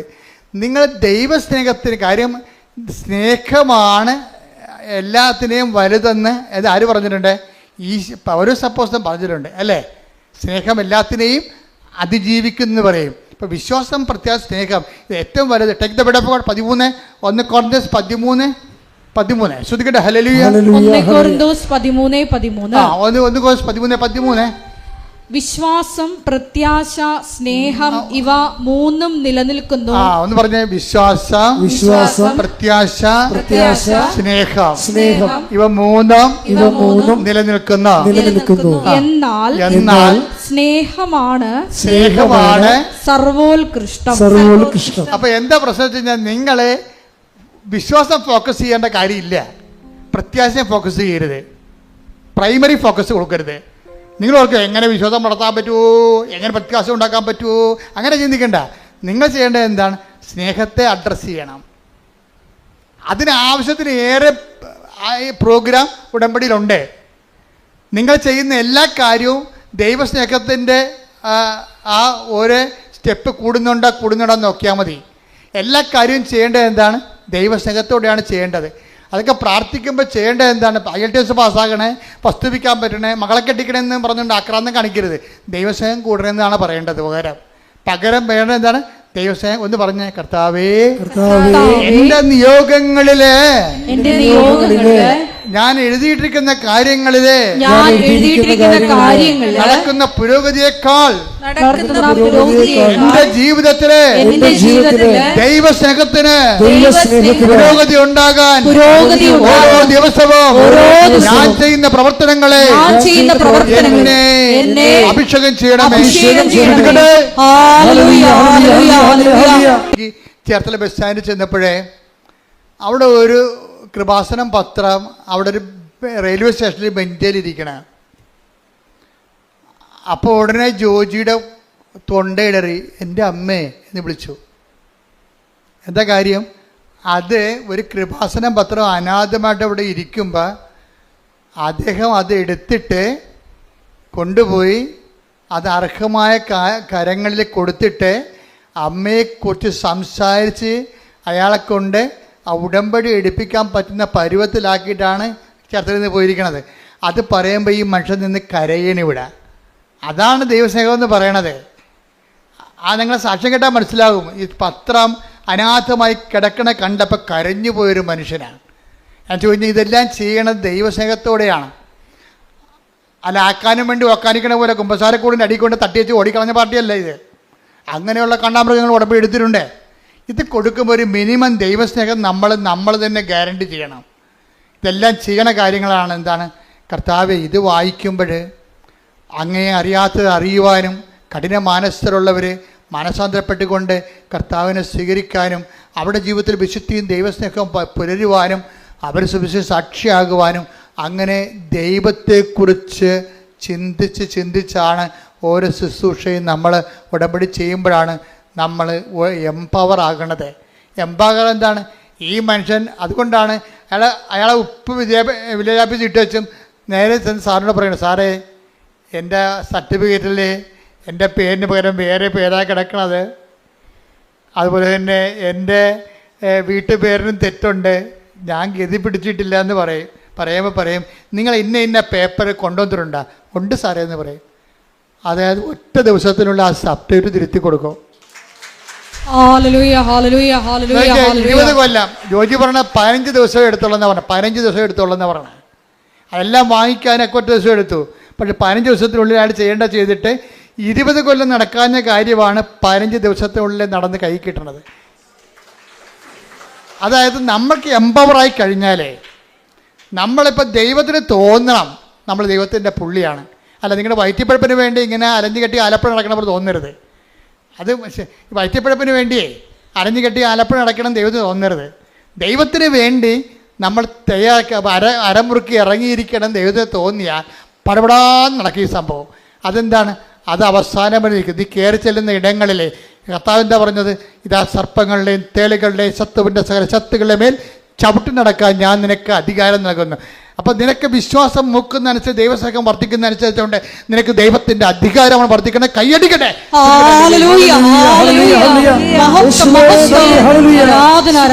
നിങ്ങൾ ഓർക്കണത് ഇത് കൈയടിക്കുമ്പോൾ നിങ്ങൾ ഉദ്ദേശിക്കണത് ഉപ്പിൻ്റെ അകത്തെന്താ സംഭവമുണ്ട് ഉടമ്പടി തൈലത്തിന്. അതിനകത്തുള്ള സംഭവം പുറത്തു വന്നെങ്കിൽ എന്ത് ചെയ്യണമെന്നറിയോ? അധികാരം, ഈ വ്യക്തിക്ക് അധികാരം ഉണ്ടാകണം. അതാണ് വിഷയം. എന്താണ്? ഈ വ്യക്തിക്ക് ദൈവത്തിന് വേണ്ടി ജീവിച്ചു, ദൈവത്തിൻ്റെ വചനത്തിന് വേണ്ടി ജീവിച്ച് സുവിശേഷത്തിൻ്റെ സാക്ഷിയായി ജീവിക്കുമ്പോൾ അവരെ ആക്ടിവേറ്റ് ചെയ്യുമ്പോൾ ദൈവത്തിൻ്റെ പവർ അടിക്കണം. അവിടെ അടിക്കും. എന്താ കാര്യം? അതുകൊണ്ട് നിഷ്കളങ്കമായിട്ട് നിങ്ങൾ ഡിസ്പോസിബിൾ ഉടമ്പടി എടുക്കരുത്. നിങ്ങളൊക്കെ നിങ്ങളുടെ IELTS പാസ്സായി ഇനി വീട്ടിൽ കുത്തിയിരിക്കാമെന്ന് പറഞ്ഞുകൊണ്ട് അതാണ് ഡിസ്പോസിബിൾ ഉടമ്പടി. വസ്തു വിറ്റ് ഇനി എന്താ പ്രശ്നം? തീർന്നു. ഇനി എന്താ പ്രശ്നം? ഇനിയാണ് പ്രശ്നം മൊത്തം ഉള്ളത്. ദൈവത്തിൽ നിന്ന് വല്ലതും വാങ്ങിച്ച് പോയിട്ടാ പിന്നെ ഇപ്പോൾ ഓർക്കേണ്ട എന്താണ്? ദൈവത്തിൻ്റെ ചൈതന്യത്തിന് നിങ്ങൾ മറുപടി പറഞ്ഞുകൊണ്ടിരിക്കണം. അല്ലെങ്കിൽ നിങ്ങൾ കാര്യം കാണാൻ വേണ്ടി കർത്താവിനെ ദുരുപയോഗിച്ച പോലെ ഇരിക്കും. അപ്പം അതുകൊണ്ട് എപ്പോഴും ശ്രദ്ധിക്കേണ്ട കാര്യം വെച്ച് കഴിഞ്ഞാൽ ഉടമ്പടിയിലൂടെ ദൈവാധികാരം പ്രാപിക്കാനാണ് നോക്കേണ്ടത്. അതിനുള്ള സാധ്യതയാണ് നിങ്ങൾ പ്രയോജനപ്പെടുത്തേണ്ടത്. അയാളുടെ ഇൻക്രിമെൻ്റ് കൂടുന്നില്ലായിരുന്നു അയാളുടെ കമ്പനിയിൽ. വേറെ കമ്പനി ജോലി കിട്ടി, 2 കൊല്ലമായിട്ട് കൂടുന്നില്ല. അയാൾ ഒറ്റ പ്രാവശ്യം പറഞ്ഞുള്ളൂ. ആ ഒറ്റ പ്രാവശ്യം എന്ത് ആ ഇൻക്രിമെൻറ്റ് ഡബിളാക്കി കൊടുത്തു. എല്ലാവർക്കും കൊടുക്കുന്നതിനേക്കാൾ ഇയാളെ സീനിയേഴ്സിനേക്കാൾ ഇരട്ടി ഇൻക്രിമെൻറ്റ് കൂട്ടി കൊടുത്തു. ഇവൻ കൈവെക്കണ സ്ഥലത്തെല്ലാം മാതാവ് ഒപ്പിടും. അതാണ് പ്രശ്നം. ഇവൻ നിങ്ങളൊരിക്കൽ സത്യമാണെന്ന് ദൈവത്തിന് തോന്നിയാൽ നിങ്ങൾ കൈവെക്കണ എല്ലാം അവൻ ചെയ്ത എല്ലാം ശുഭമാക്കുകയും ചെയ്തു. Take the word of God. ശ്രുതികട ഹല്ലേലൂയ ഹല്ലേലൂയ ഹല്ലേലൂയ ഹല്ലേലൂയ. യേശുവേ നന്ദി. ഹല്ലേലൂയ ഹല്ലേലൂയ ഹല്ലേലൂയ ഹല്ലേലൂയ ഹല്ലേലൂയ. യേശുവേ ആരാധന ആരാധന ആരാധന. യേശുവേ മഹത്വം. ഹല്ലേലൂയ ഹല്ലേലൂയ. ഉൽപ്പത്തി 39:23. ജോസഫിനെ ഭരമേൽപ്പിച്ച ഒരു കാര്യത്തിലും കാരാഗൃഹ സൂക്ഷിപ്പുകാരൻ ഇടപെട്ടില്ല. കാരണം കർത്താവ് അവൻ്റെ കൂടെ ഉണ്ടായിരുന്നു. അവൻ ചെയ്തതൊക്കെ കർത്താവ് ശുഭമാക്കുകയും ചെയ്തു. ഇതാ സംഭവം. ഇത് പ്രൊക്ലമേഷനിലുള്ള പ്രോമിസിലുള്ളതാ. ദൈവമായിട്ട് നിന്ന് ജീവിച്ച് ദൈവത്തിനെങ്ങാനും കണ്ണി പിടിച്ചു പോയാൽ പിന്നെ തിരിഞ്ഞു നോക്കേണ്ടി വരത്തില്ല. പിന്നെ എന്താ നിലപാടെന്താ? അവൻ എന്താ ജോസഫിനെ കുറിച്ച് എന്താ എഴുതിയിരിക്കണം എന്ന് ചോദിക്കേ? ഉൽപ്പത്തി 39:23 വായിച്ചേ ഒന്നുകൂടി. ജോസഫിനെ ഭരമേൽപ്പിച്ച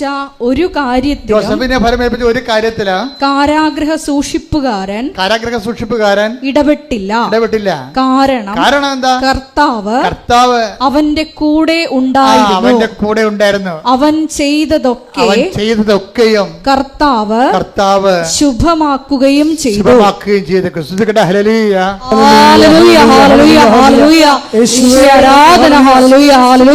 ഉടമ്പടി എടുത്ത് ഞങ്ങളോട് കൂടെ സഞ്ചരിച്ച് എല്ലാം ശുഭമാക്കുന്ന ദൈവമാതാവിന്റെ സാന്നിധ്യത്തിന് നന്ദി പറയുന്നു. എല്ലാവരും എഴുന്നേക്കട്ടെ. നമ്മൾ ആദ്യം പാടിയ പാട്ടില്ല, അത് നമുക്കൊരു പാടാം. പാടിക്കൊണ്ട് രോഗസൗഖ്യ പ്രാർത്ഥനയ്ക്ക് പ്രവേശിക്കാം. അച്ഛൻ വന്ന് കയറിയപ്പോ പാടിയ പാട്ടില്ലേ?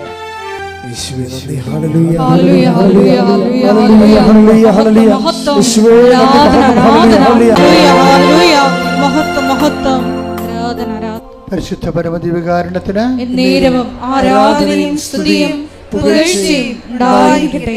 എൻ്റെ പ്രിയപ്പെട്ടവരെ, രോഗസൗഖ്യ പ്രാർത്ഥനയിലേക്ക് നമ്മൾ പ്രവേശിക്കുകയാണ്.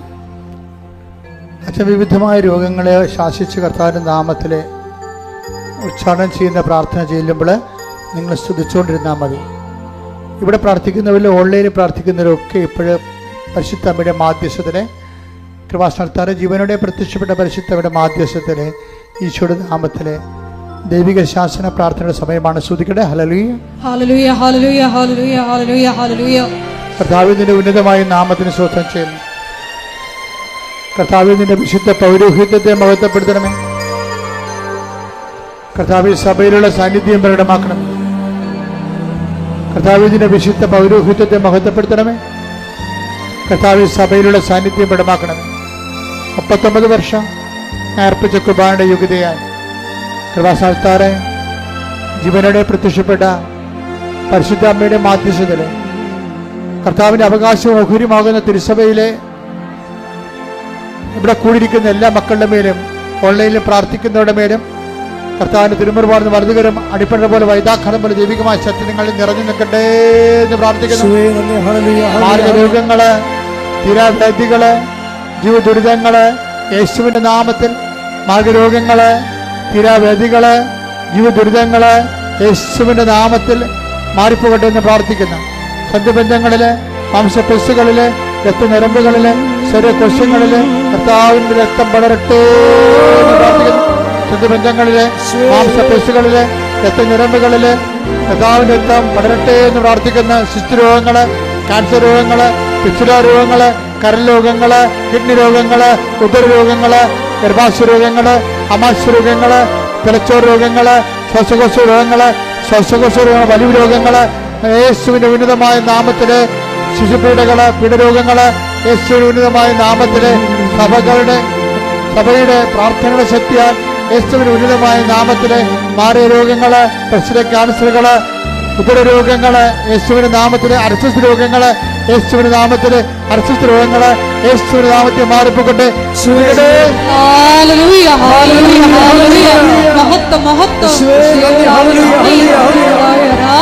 മക്കളെ, പരീക്ഷ എഴുതുന്ന കുഞ്ഞുങ്ങള്, പരീക്ഷ റിസൾട്ട് പ്രതീക്ഷിക്കുന്ന കുഞ്ഞുങ്ങള്, അവർക്ക് ഉപരി വിദ്യാഭ്യാസത്തിന് ആവശ്യമായ റിസൾട്ടുകൾ ലഭിക്കുന്നതിന് വേണ്ടി ദൈവത്തിന്റെ കരുണയ്ക്ക് വേണ്ടി പ്രാർത്ഥിക്കുന്ന, അതുപോലെ തന്നെ വസ്തു വിൽക്കാൻ ആഗ്രഹിക്കുന്നവർ, വിറ്റുമാറാത്തവർ, അതിൻ്റെ പേരിൽ കടങ്ങൾ പരിഹരിക്കാൻ പറ്റാത്തവർ, ജപ്തി നടപടികൾ നേരിടുന്നവർ, ജോലിക്ക് ഇൻ്റർവ്യൂ ടെസ്റ്റ് അതിനൊക്കെ പോകുന്നവരെ, അതിന് റിസൾട്ട് പ്രതീക്ഷിക്കുന്നവർ ഒക്കെ ഇപ്പോൾ സമർപ്പിച്ച് പ്രാർത്ഥിക്കുന്ന സമയമാണ്. വൈവാഹ ജീവിതത്തിൻ്റെ തടസ്സങ്ങൾ വർഷങ്ങളായിട്ടും വിവാഹം ഒത്തുവരാത്തവർ, വിവാഹത്തിന് പിരിഞ്ഞുപോയ ദമ്പതികൾ ഒരുമിച്ച് താമസിക്കാൻ ആഗ്രഹിക്കുന്നവർക്ക് കർത്താവിൻ്റെ കൃപ ലഭിക്കുന്നതിനെ പ്രാർത്ഥിക്കുന്ന, മക്കളില്ലാത്തവർ, അതുപോലെ വീടില്ലാത്തവർ, വഴിയില്ലാത്തവർ, പലതരത്തിലുള്ള വിഷമത അനുഭവിക്കുന്ന, സാങ്കേതികവും നിയമപരമായ കുരുക്കിൽ അകപ്പെട്ടിരിക്കുന്നവർ കർത്താവിൻ്റെ കൃപയിൽ അതെല്ലാം വിട്ടുമാറുന്നതിന് വേണ്ടി പ്രാർത്ഥിക്കുന്നു. അന്യരാജ്യങ്ങളിൽ, വിദേശ രാജ്യങ്ങളിൽ വിസ പ്രോസസ്സിംഗ് നടക്കുന്നവരെ, വിസ വീണ്ടും പുതുക്കി കിട്ടാത്തവർ, അതുപോലെ തന്നെ പലതരത്തിലുള്ള ജീവിത പ്രശ്നങ്ങൾ അനുഭവിക്കുന്നവർ, തൊഴിൽ പ്രശ്നങ്ങൾ അനുഭവിക്കുന്നവർ, അവിടെ മേലെല്ലാം ദൈവത്തിൻ്റെ ശക്തി ആവശ്യിക്കുന്നതിന് വേണ്ടി പ്രാർത്ഥിക്കുന്ന പഠിക്കുന്ന കുഞ്ഞുങ്ങള്, കൊച്ചുമക്കള്, ഗർഭിണികള്, ഗർഭിണിയുടെ രോഗങ്ങള്, അതുപോലെ ആശുപത്രിയിൽ ആയിരിക്കുന്ന മക്കള്, അവിടെ മേലെല്ലാം കർത്താവിന്റെ കണ്ണയ്ക്ക് വേണ്ടി ഇടിമുഴക്കം പോലെ സ്തുതിക്കട്ടെ. ഉന്നതമായ നാമത്തിന് സ്തോത്രം ചെയ്യുന്ന കർത്താവ്, ഇതിന്റെ വിശുദ്ധ പൗരോഹിത്യത്തെ മഹത്വപ്പെടുത്തണമേ. കർത്താവ്, സഭയിലുള്ള സാന്നിധ്യം ദൃഢമാക്കണമേ. 39 വർഷം അർപ്പിച്ച കുമാരയോഗ്യതയാ ജോലിയില്ലാത്തവര്, വീടില്ലാത്തവര്, വെളിച്ചമില്ലാത്തവര്, വഴിയില്ലാത്തവര്, കർത്താവ് എല്ലാ തരത്തിലുള്ള തടസ്സങ്ങൾക്ക്, ജപ്തി നടപടികളെ, സാമ്പത്തിക കടങ്ങളാൽ കുട്ടികൾ വരുമാന മാർഗമില്ലാത്തവർ, ജീവിതമാർഗം മുട്ടിപ്പോയവര്, കർത്താവ് സാമ്പത്തിക കടങ്ങൾ അവകാശിക്കുന്ന കടക്കാര്, കടം കൊടുത്തുവിട്ടായില്ലാതെ കർത്താവ് നാടുവിട്ടു പോയാലെന്ന് ചിന്തിക്കുന്നവര്, ഇങ്ങനെ വ്യത്യസ്തങ്ങളായ ജീവിത രീതികളിൽ ബാങ്ക് ജപ്തികളും നടപടികളുണ്ടായി സാമ്പത്തിക നടപടി നേരിടുന്നവരെ, പോലീസ് നടപടി നേരിടുന്നവരെ, കോടതി നടപടി നേരിടുന്നവരെ, യേശു ക്രിസ്തുവിന്റെ ഉന്നതമായ നാമത്തില് മാർഗ തടസ്സങ്ങള് യേശുവിന്റെ നാമത്തിൽ മാറിപ്പോകട്ടെ. ഒരിക്കൽ കൂടി മരിയൻ ഉടമ്പടിയിൽ സമർപ്പിച്ചിരിക്കുന്ന എല്ലാ വിഷയങ്ങളും ദൈവമാതാവിന്റെ മധ്യസ്ഥയില് ദിവ്യകാരുണ്യ സന്നിധിയിൽ നമുക്ക് സമർപ്പിച്ച് പ്രാർത്ഥിക്കാം. ദൈവ സ്നേഹമാണ് ഏറ്റവും വലുതെന്ന് തിരുവചനത്തിലൂടെ ഈശോ വെളിപ്പെടുത്തുകയായിരുന്നു. ദേവാലയത്തിലേക്ക് കയറുമ്പോൾ സൂക്ഷ്മതയുള്ളവനായിരിക്കണം എന്ന തിരുവചനത്തിലൂടെ ഉടമ്പടി നിബന്ധനകള് വിശ്വസ്തതാപൂർവം സൂക്ഷ്മതയോടെ പാലിക്കുവാൻ വലിയ അഭിഷേകം ഞങ്ങൾക്ക് തരണമേ എന്ന് പ്രാർത്ഥിച്ചുകൊണ്ട് ശിരസ് നമിച്ച് നമുക്ക് ദിവ്യകാരുണ്യനാഥന്റെ ആശീർവാദം സ്വീകരിക്കാം.